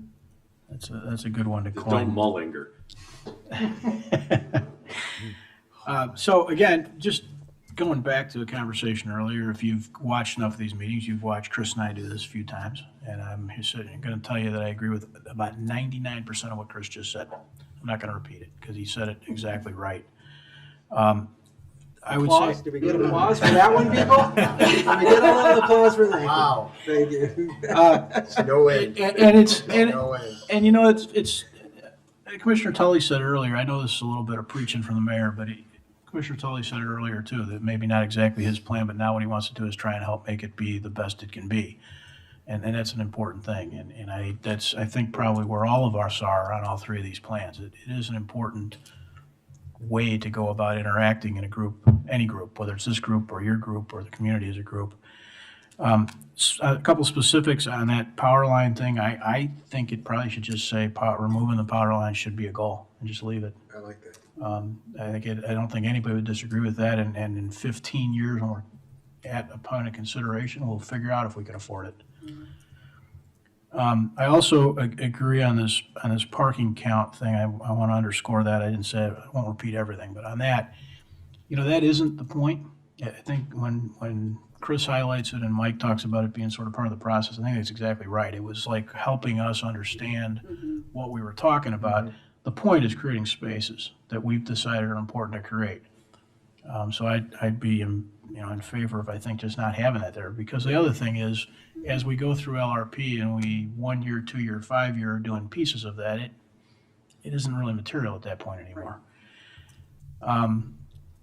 And then the last thing is, I want to underscore this thing that this is a long-term plan, and what it does is it really does tie together many of the things that we have all talked about being important, and they come from different places. We certainly have heard some folks who would, in their minds and in their lives and through their perspective, would prioritize parking, but we've also heard people who would prioritize other things.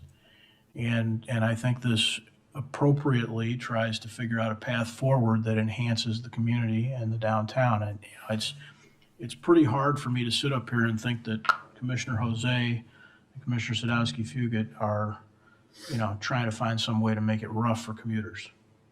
Just not buying that. North side of the tracks, south side of the tracks represent. We have balancing priorities and balancing goals, and I think this is a really good job of recognizing some of what's been successful and trying to build on it while not throwing out the utility of that drop-off area, and recognizing that that's an important aspect, and recognizing the train station is still a train station. It's a big part of our collective life that we live in a community with a big train station, and that itself is a big draw. So I think it appropriately retains that. I am for this plan, and I'm for this council and the next 5 trying to find ways to get it all implemented. Dave, I think that means version 2 ends up in the plan, and beyond that, it goes forward with a couple of maybe minor editorial Let me comments. summarize. If there's a motion made, staff would interpret the motion to approve to include the following: a reflection of option 2 in the Northside Plaza, minor changes to the legend to make it more readable, a list of acronyms to be included for reference in the document, the plan diagrams to enhance the readability of walls, and something I can't read. Benches, right? Benches. Thank you. Thank you. The change to reference now regarding overhead utility lines, just a reference that it's a goal to remove overhead utility lines, and the deletion of the reference of the number of parking spaces displaced by this plan.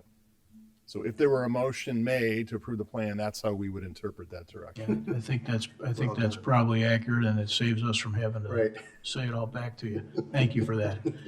Is there a motion along those lines? Mayor, I move to adopt the streetscapes plan as described by Manager Fieldman. Second. All those in favor say aye. Aye. Opposed? Keep looking forward and watching. This will be a long-term process. Thank you all. Active transportation plan, Mr. Pop. Thank you, Manager Fieldman. I'll be presenting this again tonight. Just want to thank our staff, specifically Scott Vasco, Emily Erickson, and Stephanie Graves, who've helped a lot with this. And then we also have our 2 consultants here with Baxter Woodman, Aaron Tooley, and Jackson Marvel, who've been instrumental in this plan as well, along with Halsey Levine and their work on getting this plan to where we are tonight. So again, this is our chart about public engagement. Over a year ago, we sat here with council and did an introduction to this. A lot of work went into this project through community survey, a project initiation workshop with the Transportation and Parking Commission. You remember in August, we did a policy directive and trade-off workshop that really got a lot of folks out again to talk about this plan. And then we did an additional follow-up survey in August through October. Multiple meetings here before Village Council and through the TAP Commission as well. We'll try to stop using the acronyms, Transportation and Parking Commission. It's government, it's not gonna happen, I was Stan. going to say, it is government. So the last time this went before the Transportation and Parking Commission, This was March 26th, a couple weeks ago. The What's Possible complete map was added to the summary. What's Possible was moved to an appendix, as we had previously talked about. Some more grammatical and photo changes happened. We talked about standardizing striping as a piano key striping, and then updating some regulations and cleaning up a few things to be consistent with the other plans that are being worked on as well. The Active Transportation did develop a community vision about being a pedestrian-first culture. So this is a really great diagram, and then this is our vision that the council had talked about for active transportation. We did have 8 guiding principles, everything from accessibility and safety to, I think, a couple of key ones are intentionality and I'm going to butcher this, implementability. My apologies, but some really great guiding principles that were developed. 2 goals came out of this: a network of accessible, connected, and safe active transportation facilities that are used throughout the year. And the village is known for and celebrates an active transportation culture. 5 objectives are underneath the goal. The first goal here, everything from expanding and improving our network to coordinating, expanding village standards and regulations and focusing on safety and maintenance as well. This is the proposed active transportation bicycle facilities with share routes, bike lanes, shared use paths, trails, and then, as we all talked about, some undetermined facility types that we'll have to explore as they come up. And then we do have mapping about active transportation intersection improvements with pedestrian refuge islands, bulb outs, roadway narrowing, some of those things we talked about in the downtown just a few minutes ago. We did identify sidewalks and try to aim for at least one side of each street. And then we've also identified curb ramp reconstruction and crosswalk striping recommendations in the plan as well. The second goal is that the village is known for and celebrates its active transportation culture. So promoting the village, educating the community about active transportation, and strengthening and building partnerships. We can build a path to our borders. Be great if those continue on to other communities as well in other jurisdictions. Again, in order of magnitude costs has been mentioned. This is a long-range plan, so there's a range of costs that are presented in the plan as well.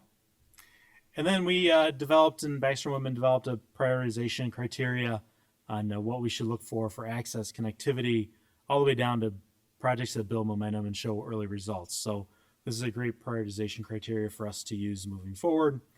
And then implementation principles, I was able to say that, so I'm really happy about that. Flexible approach, responsible use of fiscal resources, stakeholder involvement, cooperation, and accountability. So I really appreciate all the efforts that our staff put together along with Baxter Women to get this plan tonight before you. I'm happy to answer any questions, and Scott and our Baxter Women teammates are here as well. Thank you so much, Mayor. Thank you, Stan. Any audience comments on this plan?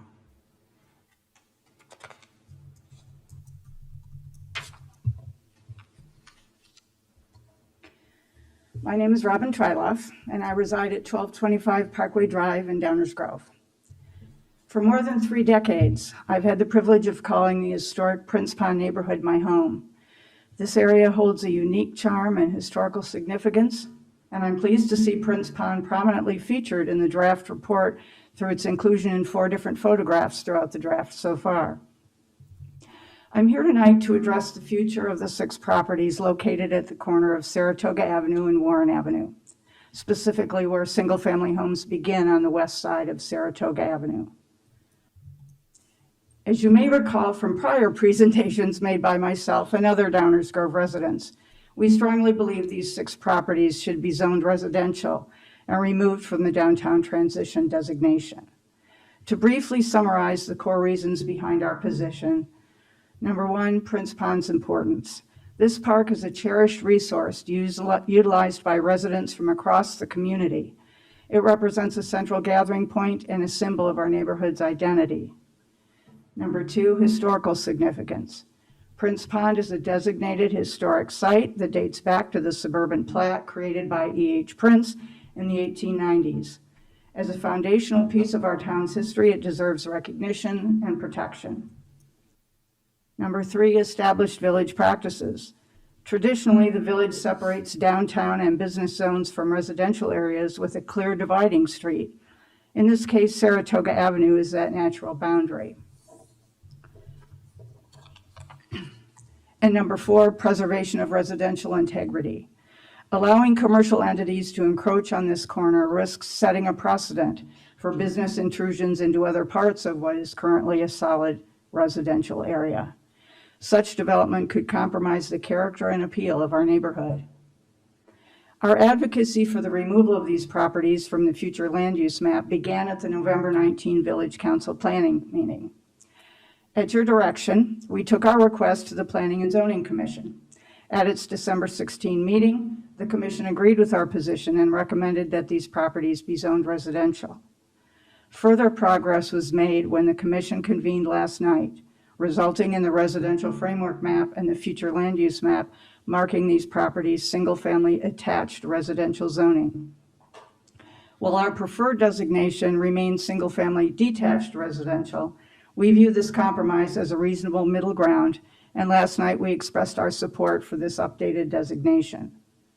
Tonight, we respectfully return to the council to request that these 6 properties be removed from all maps designating the area downtown transition, beginning with the 3 plans under review tonight.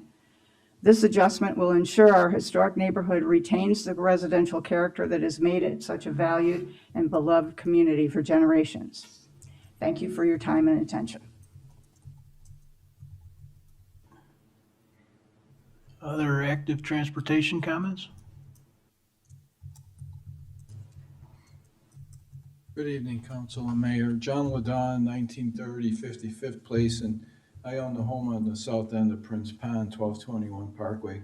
Just want to give you an update of our efforts. We have 128 signatures now on our petition.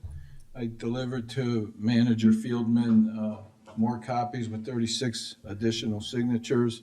Last night, I presented all 128 signatures to the Planning and Zoning. The chairman was kind enough to actually read our petition out loud to the group that was present at the meeting, so really appreciate that extra step that he made.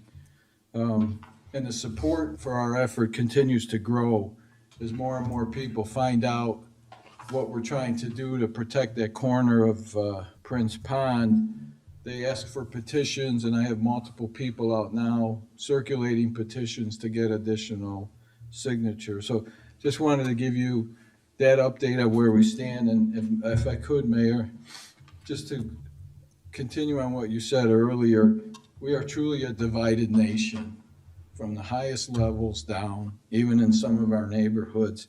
And people forget a very simple thing, the word respect. We need to respect each other. You are our elected officials. We may not agree on everything, but you deserve a level of respect as our elected officials. We cannot forget that as we live in our community. Staff who works for our community deserves a level of respect as well as our neighbors, our friends. We just simply forget that simple word, respect. We have to respect each other. And I hope my interactions with you and with staff, I've been respectful to you and staff in our efforts to protect Prince Pond. So thank you for your time. Appreciate it. Thank you. Others, the active transportation plan, come on up.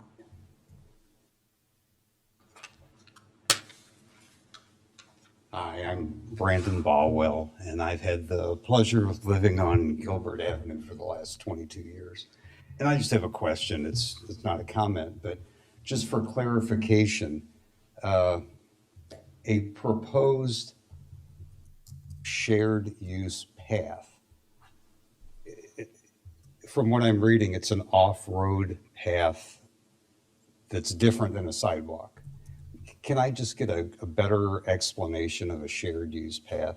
And I just ask because it's proposed to come down it's proposed to come down Gilbert, which I'm not opposed to, but we just want clarification as to exactly what that is. And is that a situation where the sidewalk gets replaced and widened because it looks like it's an 8 to 10 foot wide path? Would this be the north side of the street, south side of the street? Just kind of a generalized question there. Anybody have an answer? Yeah, we'll answer it. Okay. Thank you. Any other questions or comments for this plan?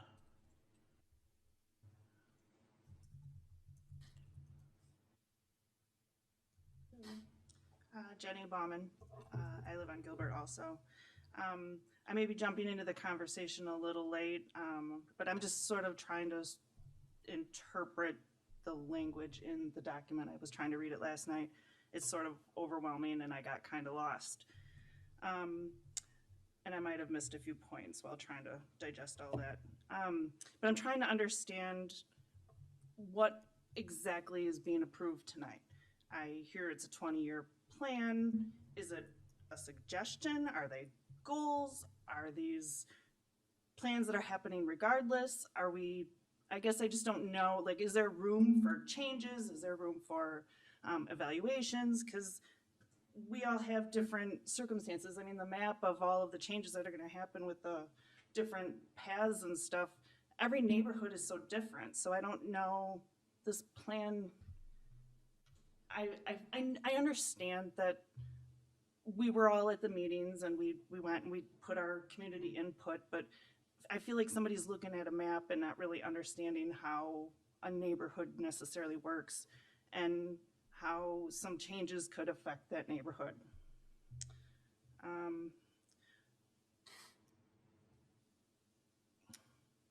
Sorry.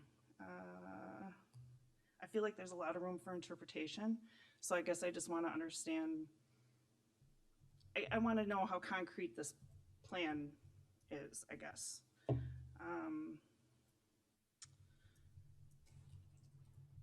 I kind of reiterate what Brandon was asking. I want to understand what a 10-foot path looks like in our neighborhood.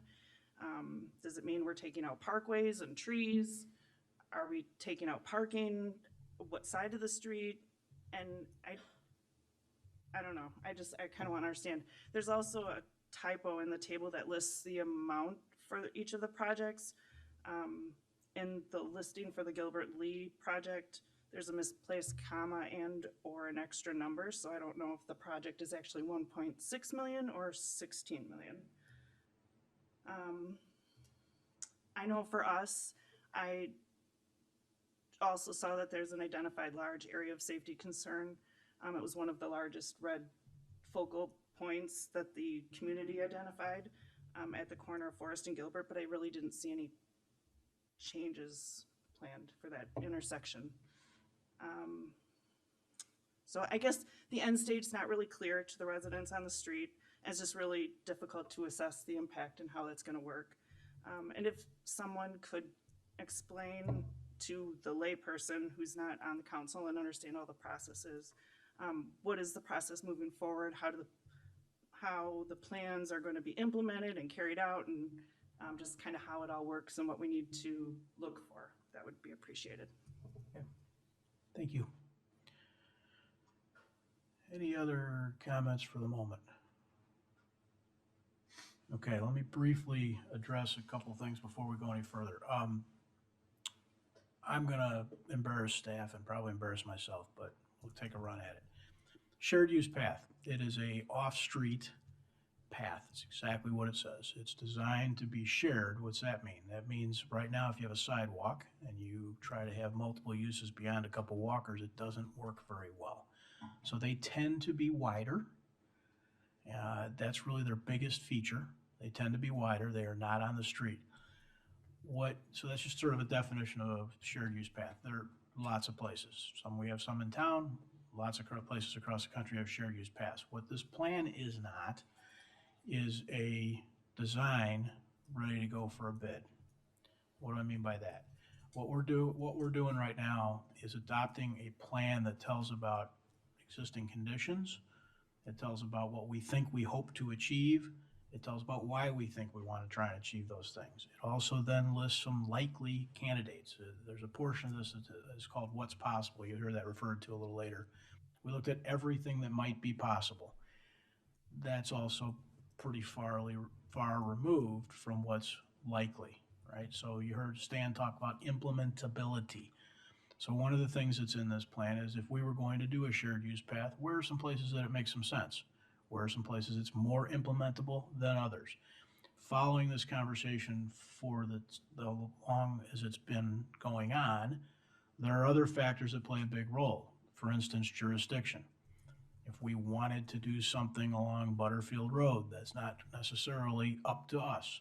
So there are places where jurisdiction matters. There's a lot of pieces that we're trying to bring together. What fundamentally is being considered for approval and adoption tonight is really a set of existing conditions, a set of goals, and some prioritization for what those goals look like. It's not a set of bid documents to put in a path of a certain size on the south side of Gilbert. What it says is, of the streets that are available to us and the goals of trying to get some east-west transportation available, Gilbert seems to make some sense. Each time we take a step down this path, whether it's 1 year or 20 years from now, there's an entire process behind that involves preparing bid documents, it involves neighborhood conversations, it involves evaluating those trade-offs that frankly were some of the questions that were asked. I don't know if that totally answers the question, but I hope it sort of frames it a little bit better in terms of what is being discussed tonight. This isn't a construction plan for 2027. That is what it's not. But it does start to talk about what are priorities to us. Guiding DG is I'm going to set the environmental sustainability plan aside a little bit because I think, at least for me, that's a little bit different because that's about, right now, we're going to adopt some cultural traits. But the rest of these things are really documents that set out some goals, some ideas on how to get there, and what they serve as then are guidance. That's the reason it says guiding DG. They serve as guidance. So we will come to a point where we want to make a decision about something. We will refer to guiding DG. These will be some of the things that help us. So when we say to ourselves, hey, we think there's work to be done on this street for whatever reason, maybe we should consider that as part of our active transportation plan. Why would we consider it? What are some of the things that we would consider if we were going down that road? This will help inform that. So that's really what these guiding DG things are. They are absolutely plans. They are absolute hope tos. They are aspirations. But they're not the same as sort of bid documents. I'm trying to separate that because it's an important distinction. So I hope that helps. Council comments, questions? Sure. Mike, go ahead. I'll kick us off. Just another sort of overarching comment with all of these. I think this plan, as the others, thoroughly captures the many work sessions and community input we've gotten over the last 2 years, and is a lot. And it's really remarkable that we got it done in 2 years. And it's been great in terms of engagement. So something that we really strive to do, and sometimes it's not as successful as we like, but it sure has been for these last couple of years. The existing conditions analysis is absolutely exhaustive. I'm calling it a deep treasure trove of information. And I'm guessing that we're going to be able to refer back to this information for all kinds of things that we haven't even imagined yet, right? Not just the active transportation plan or ATP. So, anybody know what an ATFD is? So, yeah. So that was something I had to look up as well. So I would like that acronym list for this document especially. This was really the genesis of it. And I think ATFD is it active transportation facility. Friendly district. Friendly district. Yes. So, I mean, anyhow. Yeah, I didn't remember that. I had to look. You had to look at. Oh, thanks for your honesty. Couple other things. Let's see. On page 99, there's a mention about strategies that can be used to focus community engagement and get people involved. And one of the examples was in Lake Forest, and how the Chamber of Commerce and other groups got involved and highlighted a month out of the year and encouraged people to, if you brought your bike helmet in, you got a little something and that sort of thing. I just thought that was the kind of creative thing that I love to see happen here. So it's not just us leading with our plan here and our actions, but the community really embracing the aspirational work that we're putting forward. On page 107, it mentions the bike bus concept. Puffer School actually did that just this last fall. I walked with them and we picked up kids along the way, and I just thought, wow, look, we're already doing some of these things here in town. So how terrific is that? And hopefully we can do more of it in our partnering with the schools. I really like the bicycle facility prioritization table as a logical way of prioritizing the work. So it kind of goes hand in hand a little bit with some of the discussion we were just having. But there's some sidebar questions there, so kind of highlighted in that balloon that serve as a filter to pass through when considering, the work. And the answers to those questions could actually reshuffle the deck somewhat in terms of the prioritization that's listed, which there was some commentary about, here's all the things you can do. Here's the first 10 you should consider to be the top priorities. And I'm still not quite understanding, there was some explanation of that in the pre-wire questions, but I'm still not quite following along there, and I'm a little concerned about how that's generated and how that might be looked at in the future. That I don't know that we need to take them in that order. I'm just a little hesitant with this, as we were talking about this being a guiding document and an overarching sort of document, to start getting into, hey, these are the 10 most important things and they should be taken in this order. I'm not sure I'm real comfortable with that just yet.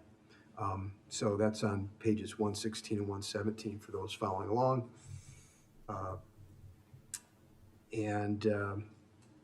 Let's see, the proposed bike facility costs, that table on page 127, there's a table on page 132 for funding programs. Hard to read those tables. They're broken up onto several pages. I understand that there's a lot of information we're trying to communicate there.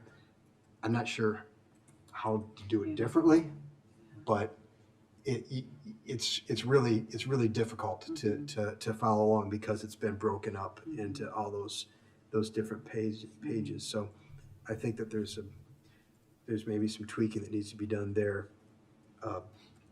On page 75, there was an assessment, crossing distances, crosswalk distances, and 63rd Street was curiously left off. I know that, for instance, at 63rd and crossing 63rd at Belmont, right now, it's got to be 70 feet or something. It's a lot. So that should have been listed in some of our more challenging intersections.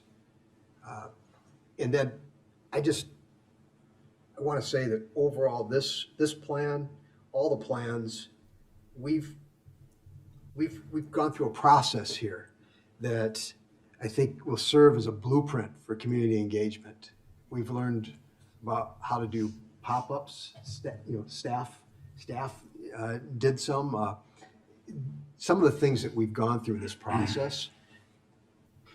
I hope that we can apply going forward when we look for more community engagement on any number of issues that the council happens to deal with. So it's more than just putting a plan in place here, but I think we've learned something about how to do our work even better. And I'm hoping that all of this guiding DG work really helps to change a culture, not just in the way the environmental sustainability plan will, but in how we engage with the community and how we go about problem solving. And so this is it's been so great to be part of. Can't thank staff and our consultants enough. I'll leave it to Chris to do his excellent sum up of why all of these things are in the plan are great, kind of bringing together all the comments that we've shared in the past. I assume you're doing that, especially on this one, Chris. So, so thank you. Acronym free. Very good. That'll help me understand. I got you. Thank you. I got you. What else? Leslie? I appreciate in this plan the recognition of the different types of users and kind of which options are the best fit for each use. So that is really valuable, and I know something that we talked about early on, so I appreciate having that in here. And I know that our built-out network, our built-out village basically makes connectivity incredibly difficult in Downers Grove, and so the complexity made this a very challenging project. So the what's possible and all of the work that went into this and trying to figure out the implementability, I really appreciate. So thank you very much for that. I am so glad that we are keeping all of the what's possible in the appendix. That was a ton of work and it will be very, very valuable moving forward. I do agree with Commissioner Davenport on a few things. I was also surprised to see that 63rd Street was not on the sidewalk or the greatest crosswalk crossing distances. That has to be one of, it's got to be a larger distance than Fairview Avenue.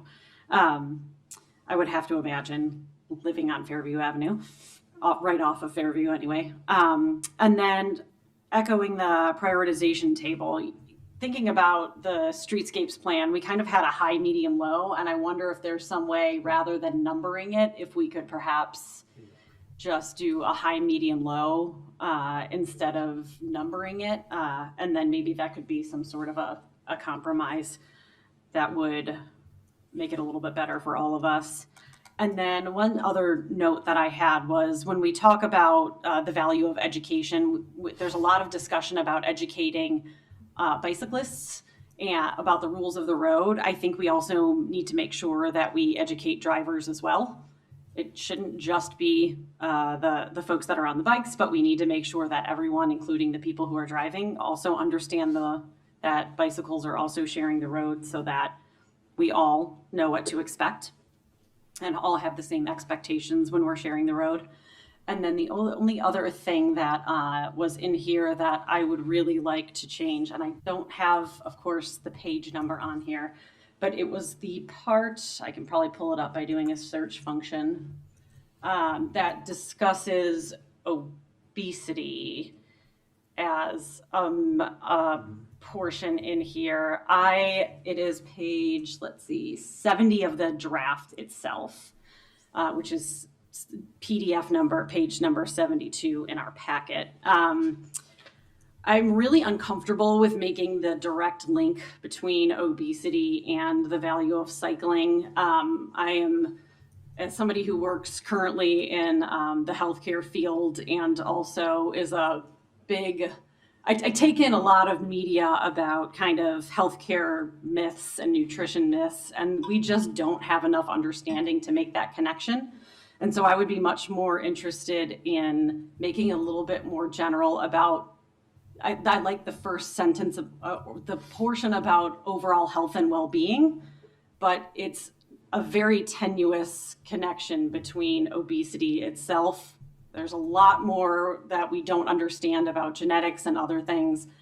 If we can make that a little bit more general about, it's a really great way for people to get out, who enjoy bicycling or walking. It will, being out in fresh air, among green spaces, in sunshine, it does improve your health and well-being, but we should not be directly linking that to that condition. That is a very separate thing. So hopefully, I don't know how my colleagues feel about that, but I am personally uncomfortable with that direct link. Thank you, Mayor. Thank you. What else? Anyone else want to jump in? Greg? Thank you, Mayor. Yeah, I think this plan is again fantastic. I know Chris and I have spent a lot of time kind of tugging on opposite ends of the Overton window, but I think we've ended up in the right spot. I think it's a plan that enhances safety. It gets us to a spot where we're going to be overcoming the physical barriers that make the connectivity very challenging, and sets us up for a lot of future success. In terms of what to expect, as the mayor said, it's not necessarily a set of construction documents, but I think if it's in the plan, you have to expect that you're going to see it on an agenda at some point. And that isn't to say, though, that there aren't opportunities to affect what ends up happening. We might have in the plan that it's a shared use path is 6 feet wide or 8 feet wide. Doesn't mean that this one on Gilbert is going to end up being 6 feet wide or 8 feet wide. It might be narrower. It might not be on the south side. It might be on the north side. Resident input always has an impact on the way the council is thinking, and quite often results in change on whatever project we have in front of us. So I think it's certainly a guide to where we're looking to go to improve. We think the community top to bottom and left to right. But if you pay attention to what's in the plan, because it'll be coming to a council meeting at some point near you. But I think it's a great plan. Looking forward to kicking it off and making Downers Grove an even easier place to walk around and bike around. Thank you, Mayor. Thank you. I'll follow him. Whoa, and me? You really want to do that? It's a tough act to follow. You're the leader, This week you Chris. just say ditto. I'm not sure I have a whole lot. No, I'm only kidding. All right, Mark. I'm only- Mark, what do you got? Nice. Psych. Little joke here. Okay, so a couple things that I want to point out, and then I'll sort of go into in par with what I've done with the other ones. The what's possible, the map was included, but the actual list and appendix that I think we had a much longer list of ideas or of opportunities that was not included in this. And I think I would like to see that in there. What we have is sort of the what's possible map, but what we received during the what's possible was another table that is absent of what is the prioritization plan. So that was pulled out of that. But we still have a laundry list, I think, of things that I believe, mostly because of the funding that we talked about the last time, if we have it documented, if we have an idea, if we have a plan, we have a higher likelihood of getting funding for those things. So I would ask that we put that table into the plan, which is kind of what I thought we decided to do, but it didn't end up in this. So I don't know if there's any objection to that, or we could just check that off. Everybody good with? Yes, I'm good with Yes, that. Okay, I'm good with that. awesome. I think the tables are a little confusing, but there's a lot of information in there. And so honestly, when you look at it kind of as an open fold, it makes a lot more sense than trying to look at it page after page after page. So that's how I understood the full context of some of these things. So it might be helpful to look at it that way, because they do go wide, and I think they have a lot of information. I actually felt it was pretty well condensed given what is there. So that may just be a function of how you view it, but just as a suggestion there. I think there is some issues with the tables. I don't think that quite got fixed. There is a reference to table 2 as pricing that actually is in, I think, 3, 4, and 5. So that just basically calling out the proper table should be reviewed and make sure that's right. I pulled it from the website just now, so it wasn't corrected. That's okay. I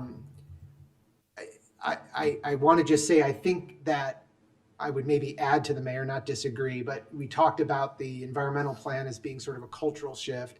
I view this much in the same way. Maybe a cultural enablement. It's sort of allowing this type of transportation and this way we think about moving around to change. And I think this has done that in spades. I think it's really important. But to me, I don't see it that much different than the environmental sustainability plan in that regard. So I do also think a couple of additional things. In reading through the document, we talked about sort of pedestrian first, but as I read through the document, oftentimes bike was listed first. Bicycle or bike was listed as improving.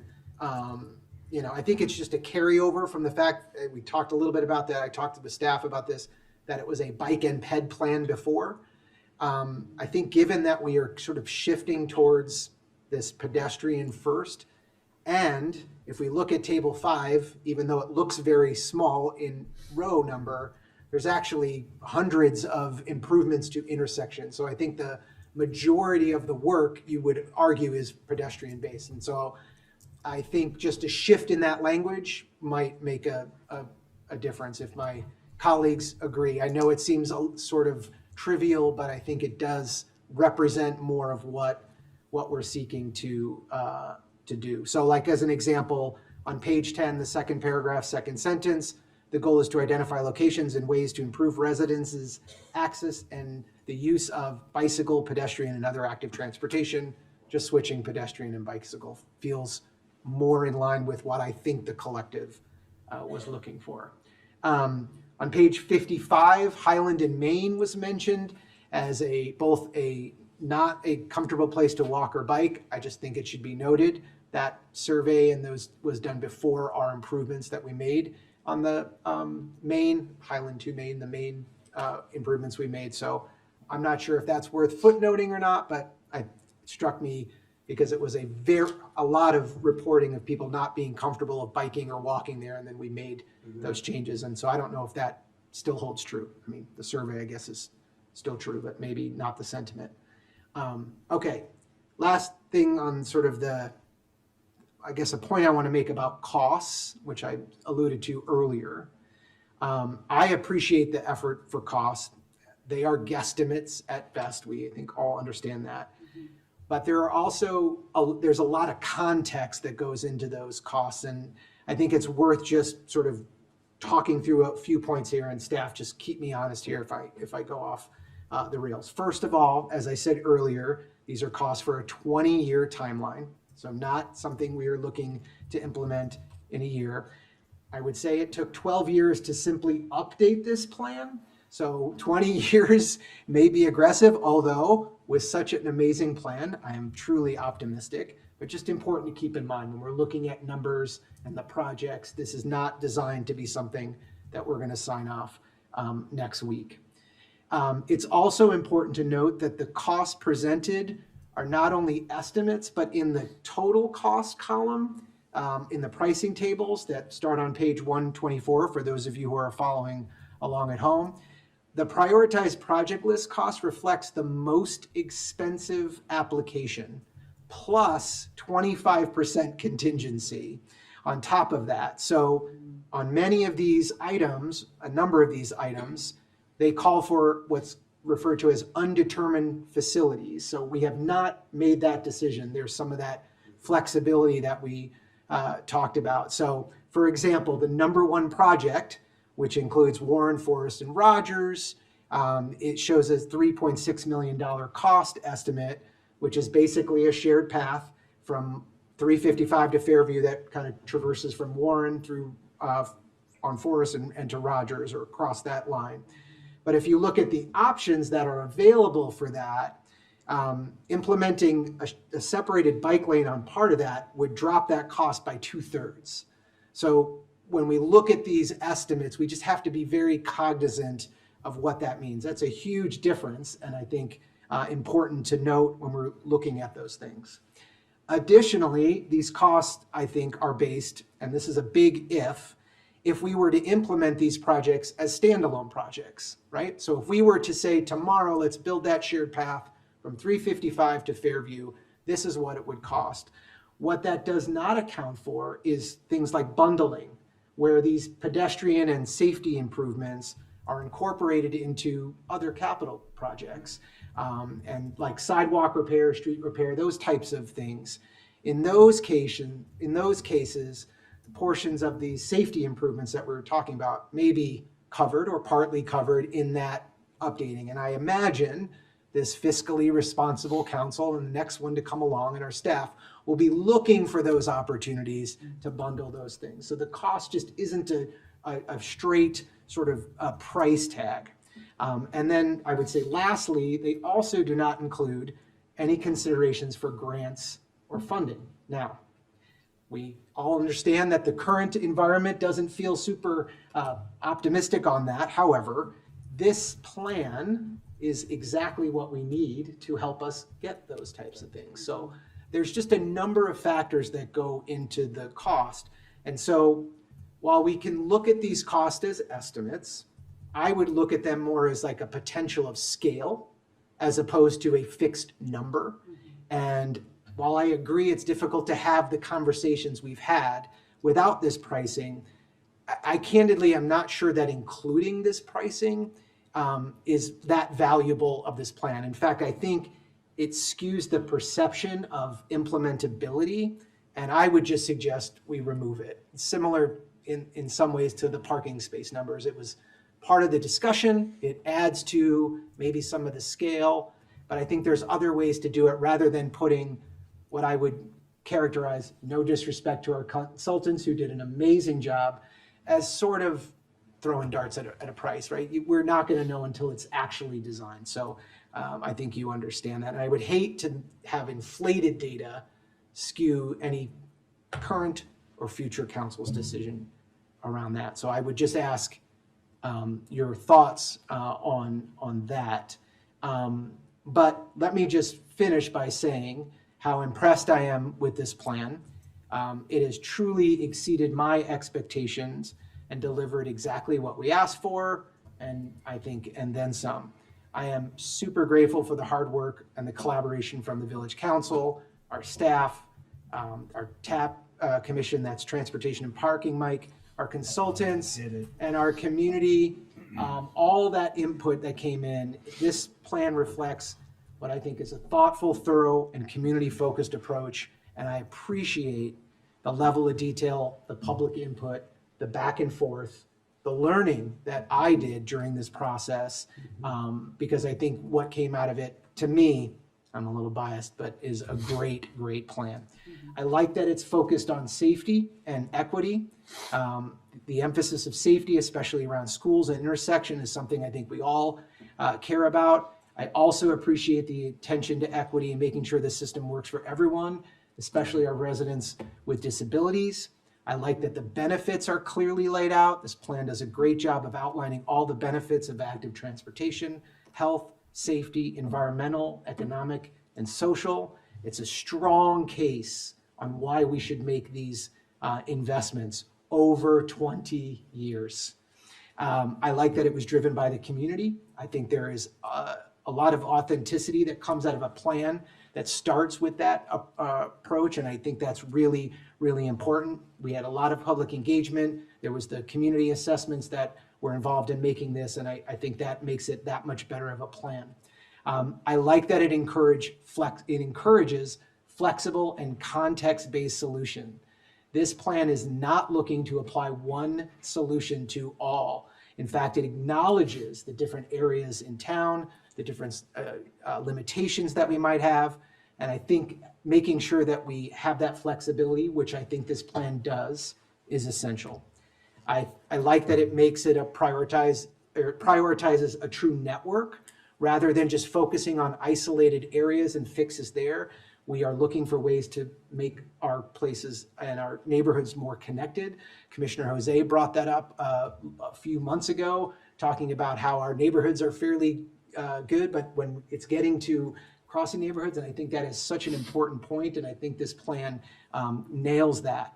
I've already mentioned this, but I definitely think it's worth mentioning again. This opens us up opens a door for funding for us.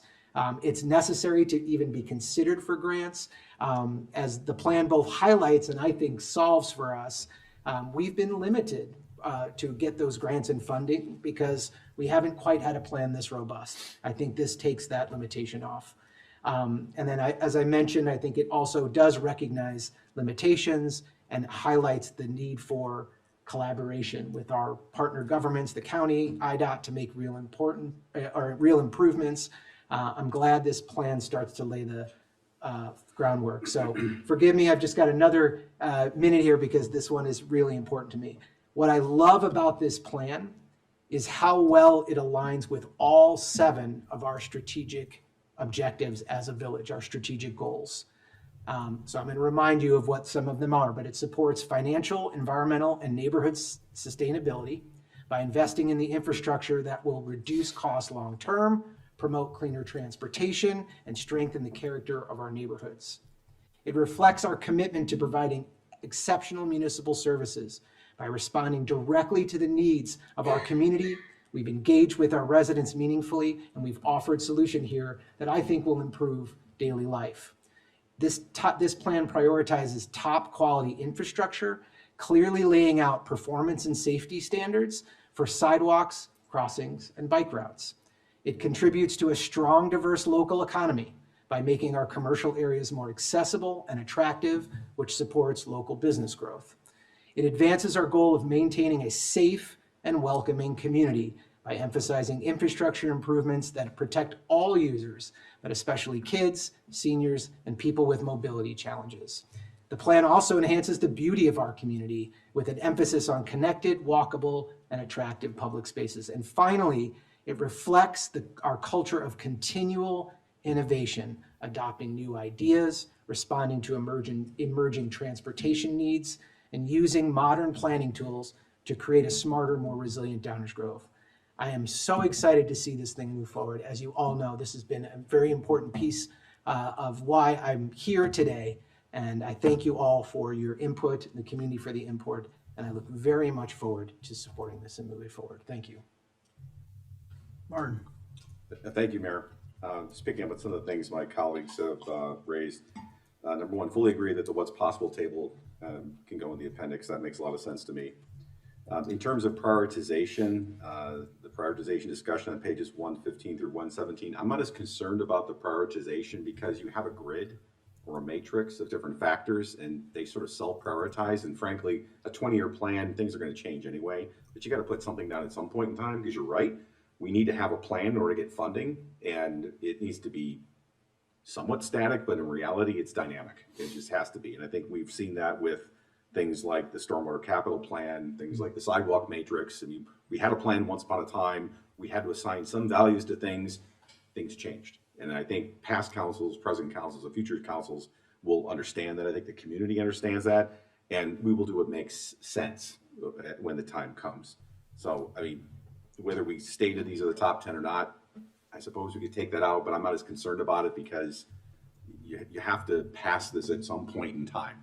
It's necessarily a snapshot, but I think anything that's going to be achieved over decades is necessarily going to be reflective of changing circumstances, opportunities, and challenges. The language nuance, bike versus ped, agree with that. That's fine. The equity assessment discussion on pages 70 through 73. I see your point. I was actually thinking really, really hard by the time that you were done if I had a solution to it. And I don't know that I do, but I'm wondering it's there. I understand the value of it and its purpose, but it doesn't factor explicitly into the prioritization. So I'm wondering if there's something else we can do with that maybe addresses your concern, because I hear you loud and clear on that. I just wonder if we can make it more generic and just use the terms health and wellness Or just, instead of just more affirmative rather than rather than linking it directly to obesity. Like a I think we should specific just condition. correct instead of I linking agree. it to a specific Sure. condition. Yeah. I think we should just make a general statement about it improves people's health and wellness. Fine. I think that makes sense. On page 117, so the numbers, and again, I completely hear what you're saying, Commissioner, about the numbers, and nobody should be shocked about the numbers because, again, when we did the stormwater capital plan, there were some pretty big numbers in that plan, and it was accomplished over 20 years, and there were all kinds of opportunities such as bundling and grants and leveraging bonds. There were a million things that happened that allow us to do it, and we can be and should be very opportunistic when those things come up. So I'm glad you said all that, but also I think most people have understood that when we put numbers down, you kind of gotta do it to some degree, but everybody understands that we're always going to try to achieve the best outcome at the lowest reasonable cost whenever we can. I think some of it may just be for particularly future councils understanding orders of magnitude. Like for example, when we talked about putting sidewalks on Ogden Avenue from one end to the other, you can put an imaginary sidewalk down Ogden Avenue, but you also have to have some concept of what that cost would be in terms of right-of-way acquisition, in terms of you do other things such as undergrounding power lines. I think it's just more of just an understanding what is the magnitude of the project, less so than the dollars associated with it. But I think that, so I don't view any of that as scaring anybody off. I think it's important to understand just, is this a small, medium, or large project is the sort of way I look at it. And yes, we do need to fix the typo on page 117, because I can't tell if that's 1.6 or 16 million. You're absolutely right. Having a plan like this is essential to those opportunities like bundling and to grants and to leveraging other tools that we have in our toolbox in order to improve things. It goes hand in hand with economic development and redevelopment of different areas, because as things are done, you want to have this in your pocket to be able to say, oh, okay, so while we're doing X, how can we also do Y? How can we bring in some of these other things? So this is all very, very, very helpful in that respect. And since this is probably the last time I'm going to be able to say anything about any of these three plans, I want to say my comment about all of them, because we were talking today about 3 of the 4, the environmental sustainability plan, the streetscapes plan, and the active transportation plan. We still have the comprehensive plan to come, and we'll talk more about that when it comes. But it needs to be said that doing all this at once is truly a Herculean task. And I want to take a moment to give everyone a little bit of a better understanding what Herculean task means. Of course, you're all familiar with the 12 labors of Hercules, which is where that phrase comes from. And Hercules of Greek mythology had to do a number of things like slay the Nemean lion, kill the Hydra, we all know about that one, capture the Eranthemean boar, clean the Augean stables, capture the Cretan bull, obtain the belt of Hippolyta, and capture Cerberus, of course, we all know is the 3-headed dog that guards the gates of Hades. Those are just some of the tasks that Hercules had to accomplish. And I put that on par, doing these 4 things all at once, with Herculean tasks accomplished by this staff. And Mike, Dave, Enza, Stan, Scott, everyone in engineering, Jason, and many, many, many more deserve a lot of credit for accomplishing this Herculean task. But like Hercules did not accomplish these tasks without some help. Now, you didn't have Artemis or Athena or people like that to help you, but you did have the Environmental Concerns Commission, Historic Preservation Design Review Board, Transportation and Parking, Greener Grove, of course, the consultants that have been mentioned, Halcyon Levine, Altogether, Baxter Woodman, Hitchcock Design Group, GZA, and the biggest support group of all, the residents of Downers Grove. So just everything we've been talking about tonight, all this coming to one head, I think it's really super important. And I'll say this again in some format when we get to the comprehensive plan, because that'll be the 3rd comprehensive plan that I've had involvement with, and I know what goes into it. Can't thank you enough for an incredible accomplishment of a true Herculean task. But you know what Hercules' reward was after he accomplished all those tasks? Getting out of his basement gym? No, but close. He got to join Jason of the Argonauts and go off and chase the Golden Fleece. So maybe that'll be your reward. Thank you, Mayor.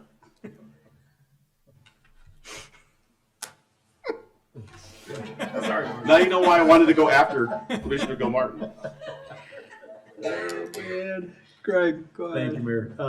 I wanted to pick up on something that both Chris and Martin talked about in terms of cost and the dollars and cents and whatnot. I do think there's a piece of it that is important to determining the implementability. But I don't think necessarily having the cost down to the dollar is required either. So I think having some scale that demonstrates the cost magnitude would be helpful. I don't want to end up like a Yelp review. This one's $3 signs or whatever. But some kind of cost measurement, I think would be helpful in terms of future prioritization and council's understanding that, all right, this option is gonna put a little more burden on the budget. Thank you, Mayor. Go ahead, Chris. Yeah, and I think I appreciate that, and I think I would agree with that, some sort of scale. I think the challenge that I had with the cost being in there is there's, in some cases, such a wide difference. Right. So I don't want it to get misinterpreted, that's all. Yeah. Well, that's why I think having some sort of scale is important. Great. Order of magnitude. Yeah.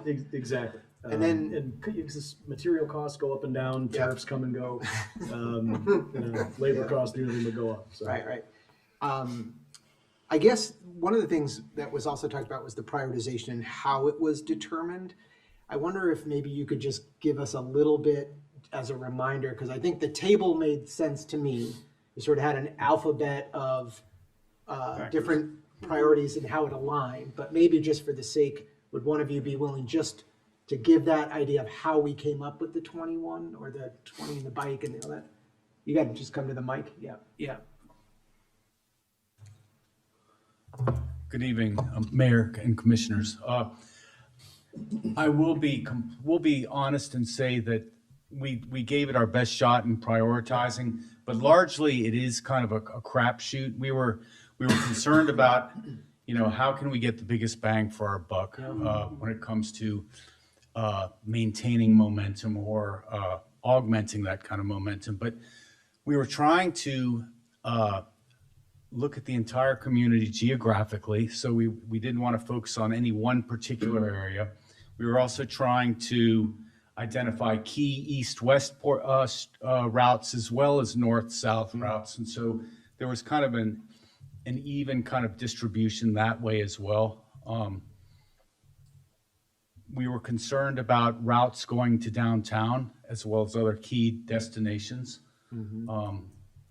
So yeah, we felt that we needed to try to take a stab at coming up with some rational priorities through which to prioritize all of these routes. And so I think it was a sound approach from my perspective. A crapshoot, I took it a little bit different than that, because you had sort of what I would call prioritization categories or standards, and then whether each one sort of checked that box. It seemed to me to make a lot of sense when you're dealing with such a large list and lots of opinions and costs and all that. So I agree. It is to me, it's a good list.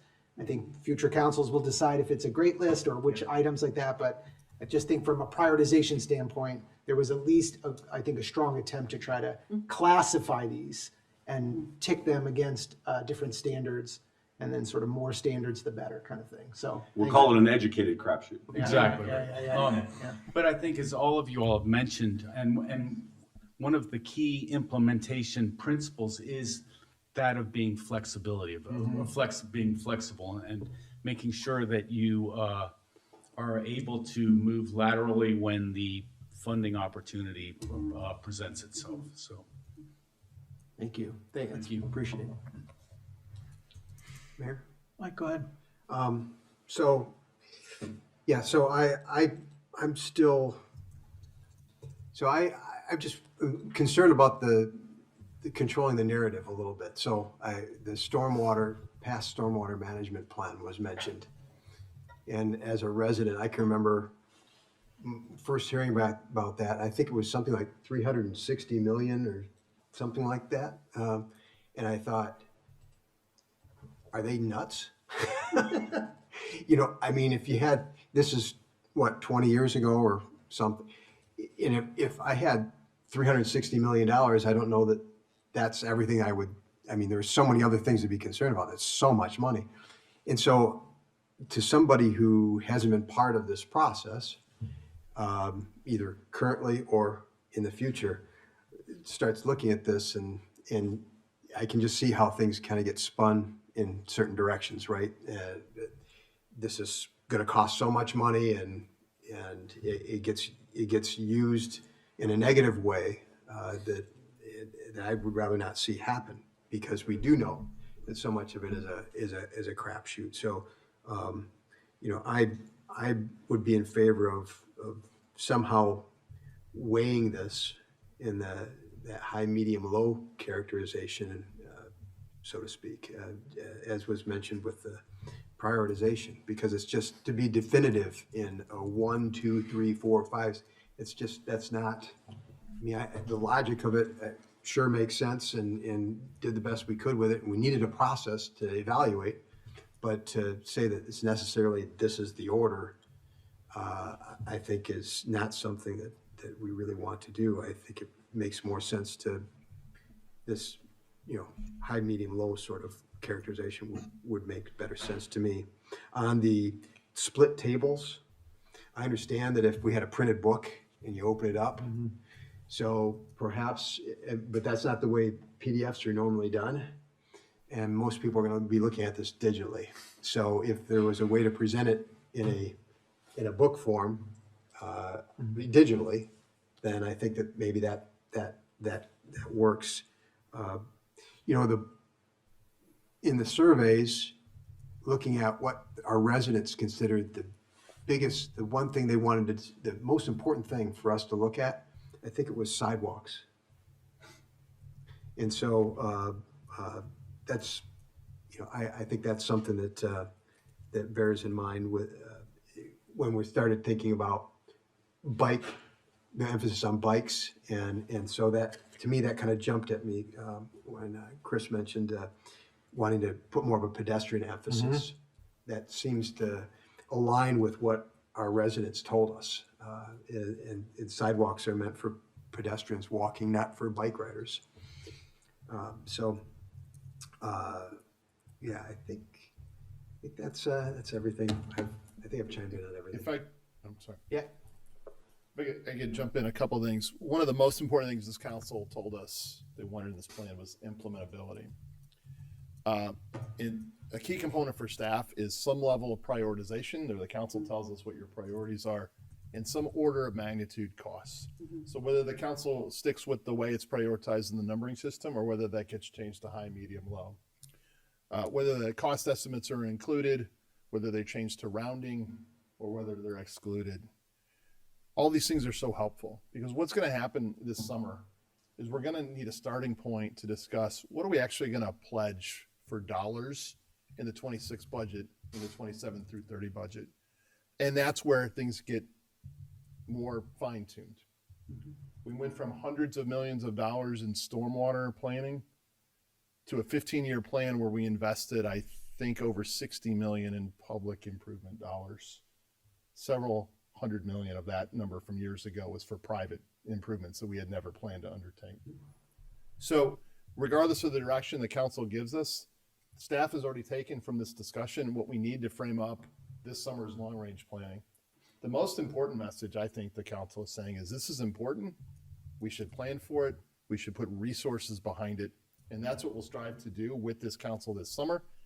And we have a great success story. We always take those broad numbers, general prioritization, and we come up with 2-year plans and 5-year plans where it turns into actual projects. So regardless of how this plays out tonight, the staff has taken the direction at that level, and we think we'll have another success story come August when you'll see it play out in multi-year budgets.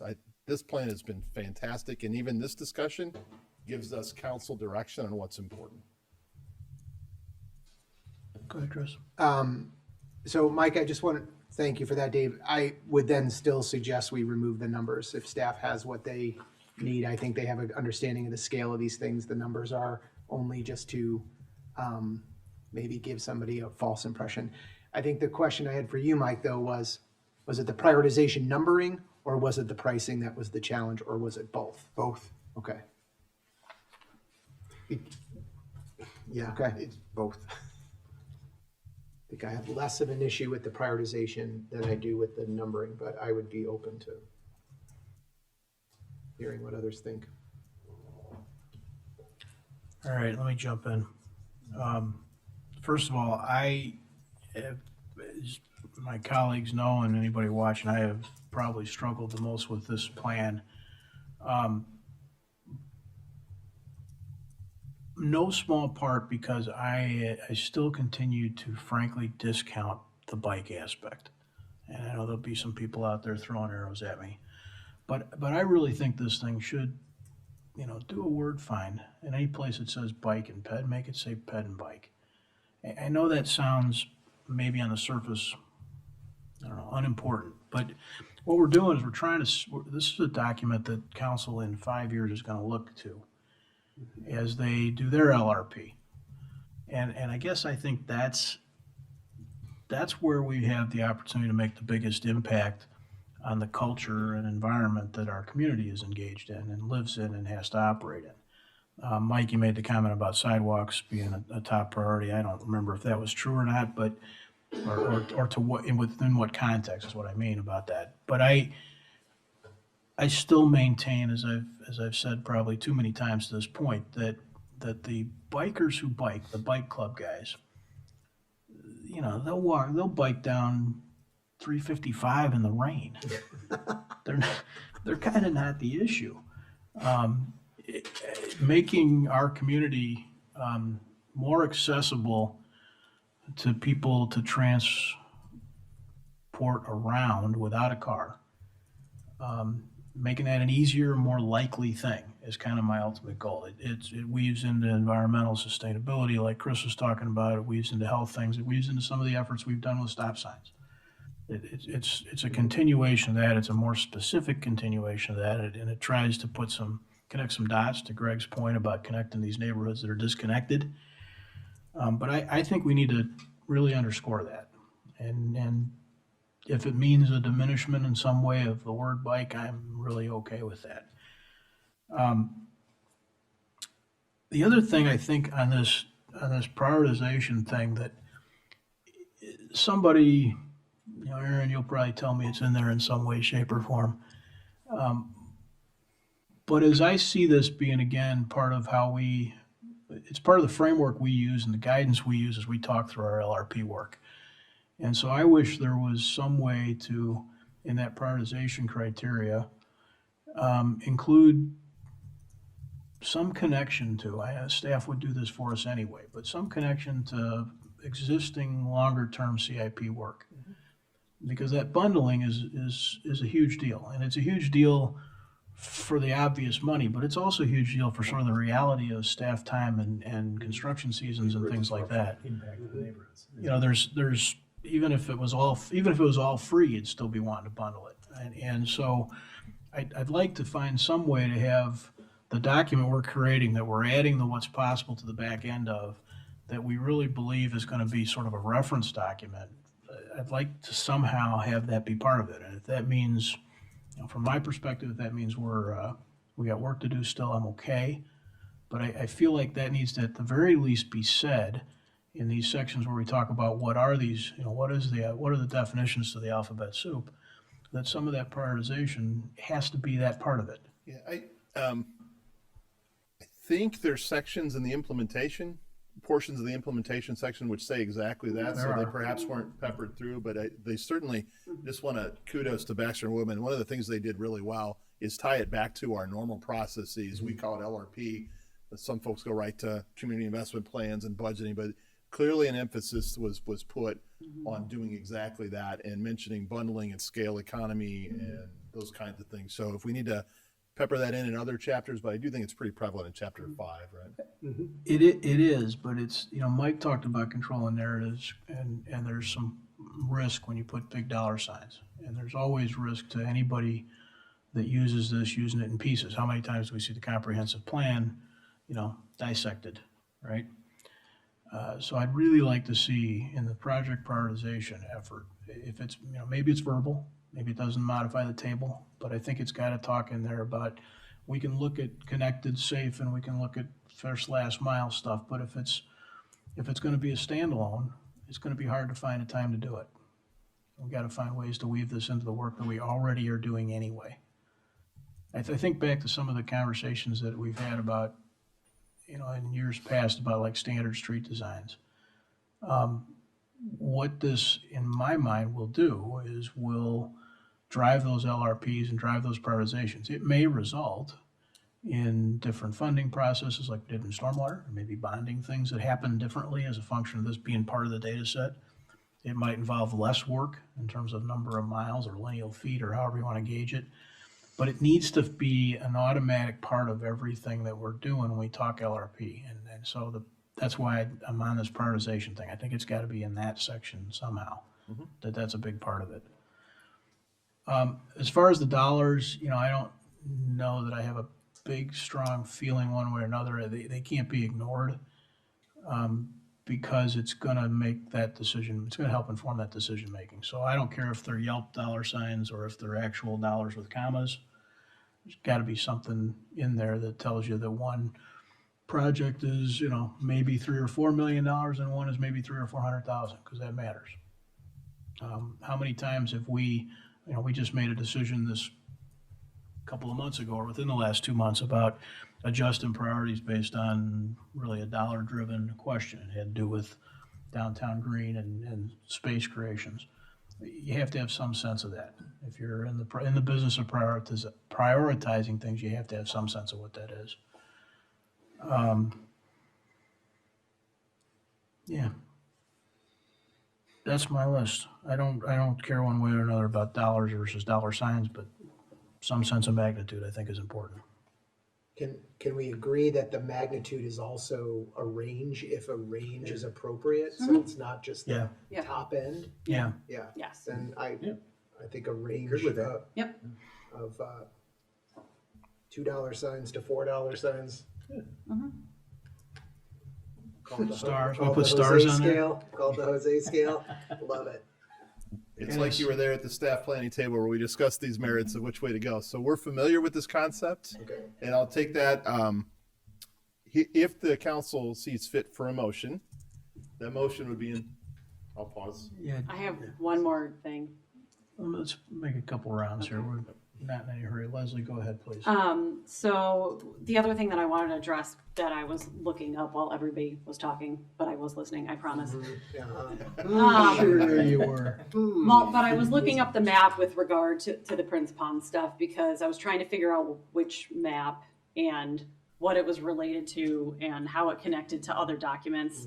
And so the map that they were referring to is PDF page 39, which is the existing land use. And so from my perspective, the existing land use would be what it is right now before we were doing the comprehensive planning process. Would that be other people's interpretation of what that would mean as well? Or Say that again? existing Our future so land this use. is existing land use. So this was our existing conditions. Yes. Well, the 2017 comprehensive plan does not have those 6 properties zoned that way. So that's why I am wondering if we should take those 6 out of this existing land use because it doesn't actually match with any of our existing documents.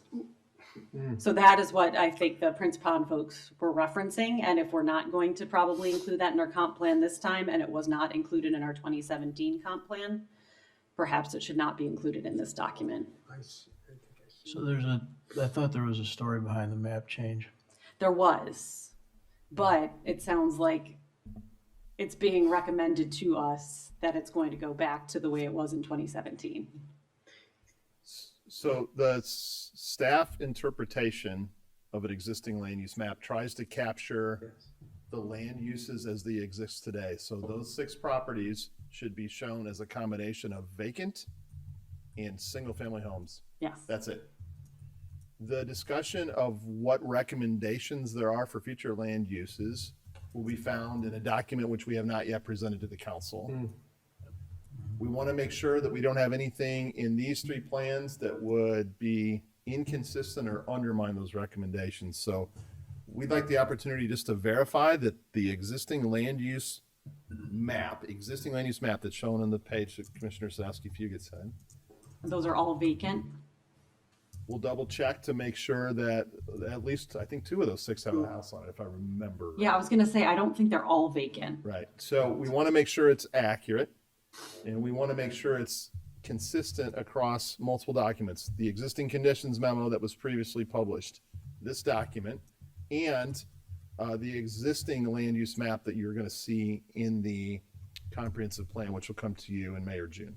Right, because right now it looks like the majority of them are gray, which would be vacant, but I don't think they're all vacant. So just to make sure that that is fully accurate of which ones are vacant and undeveloped and which ones are not. Our intent is to be two things here on this map. One is accurate, especially we can go and check, right? There's Yeah. either a house there or not, Right. right? And the second thing is consistent, particularly as it relates to the comprehensive plan. Right. So if this ATP, Active Transportation Plan, were approved tonight or next week or whatever, when we get the final comprehensive plan, if we found an issue, we would go back into this previously approved document and make sure it addresses Right. what Commissioner Sadowski absolutely said. It has to be accurate on the existing side. Yeah, I just wanted to make sure that was addressed Yep. for the folks in the room, yeah.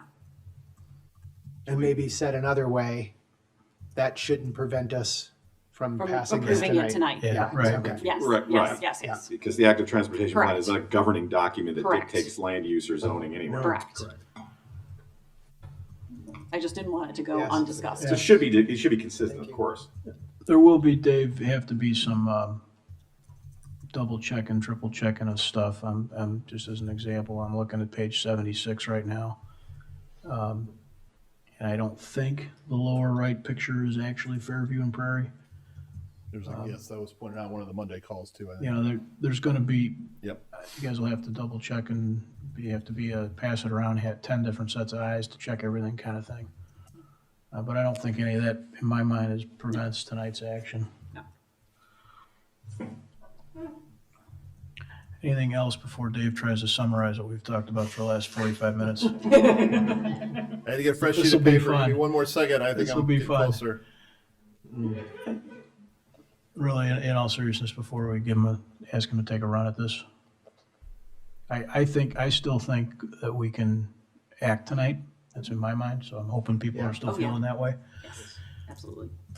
Dave, you want to take a run at summarizing what you've heard from us and see if we're still all nodding our heads? Yes. Carry the three. Okay.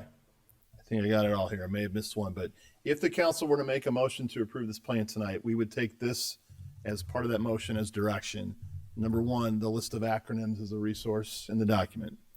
Number two, the cost estimates would be expressed as ranges from low to high, without specific dollars for each project, more like a Zagat rating with a key.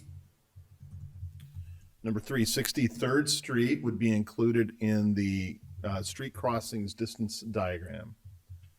Number four, the reference to rules of the road would include educating not only cyclists, but other users, including drivers. Number five, the reference to obesity would be changed to reference a connection to general health and wellness. Number six, the what's possible supporting spreadsheet and the items that go with that spreadsheet would be included in support of the what's possible appendix, so you get the complete story. Number seven, the pedestrian first language would be taken literally. And so everywhere we have a reference to a series of types of improvements, the word pedestrian would appear first. And finally, the references to community investment planning, budgeting, priorities, and flexibility that are currently highlighted in Chapter 5 would also be included in the sections that talk about things like general prioritization and cost estimates. Driving home those concepts throughout the document, not just in Chapter 5. Everybody kind of nodding their heads? Yeah, I am. I just want to make sure, and I should have brought this up before, but I want to make sure that the intent there is not to make it exclusively bundled activity. In other words, we of course would want to look for that. But I want to just make sure that there may be some opportunities that we maybe just want to apply one of these projects on its own. It may be of value, and I agree with the idea of language around bundling and looking for that as a prioritization opportunity. I just don't want it to limit if we have It's not a condition precedent. No, I've lost the page, Chris, so I apologize. But That's okay. My point was that in the section where we describe how are we going to go about prioritizing, Yeah. we list, I don't know, A through M or something. Yep.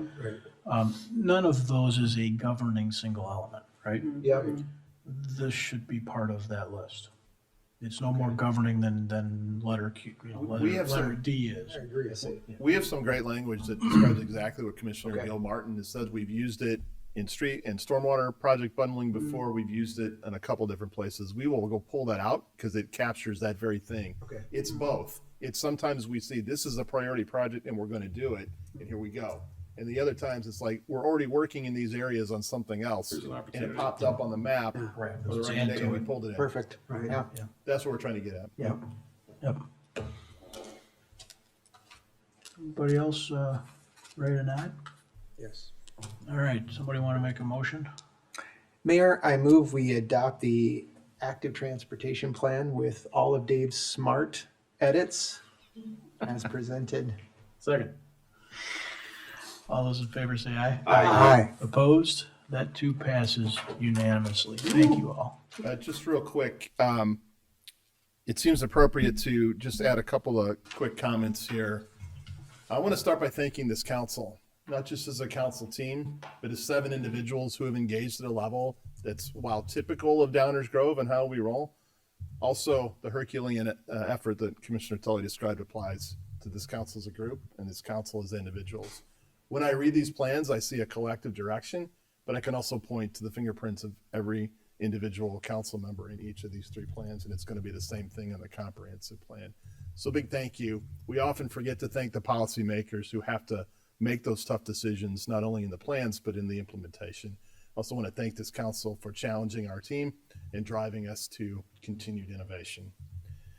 The DG staff member teams have been mentioned a couple times, but I want to do a comprehensive list here because these are the teammates that spent their weekends, their evenings at meetings, and their nights at home working on this with the consulting teams as well.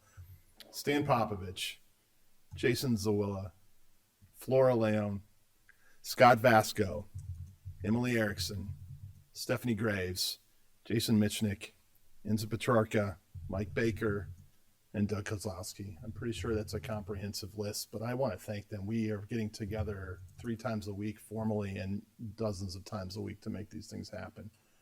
I also add my thanks to the advisory boards. Their work is also fingerprints on these plans. And our consulting teams will save Halcyon Levine for the comprehensive plan, but Jay Womack from GZA,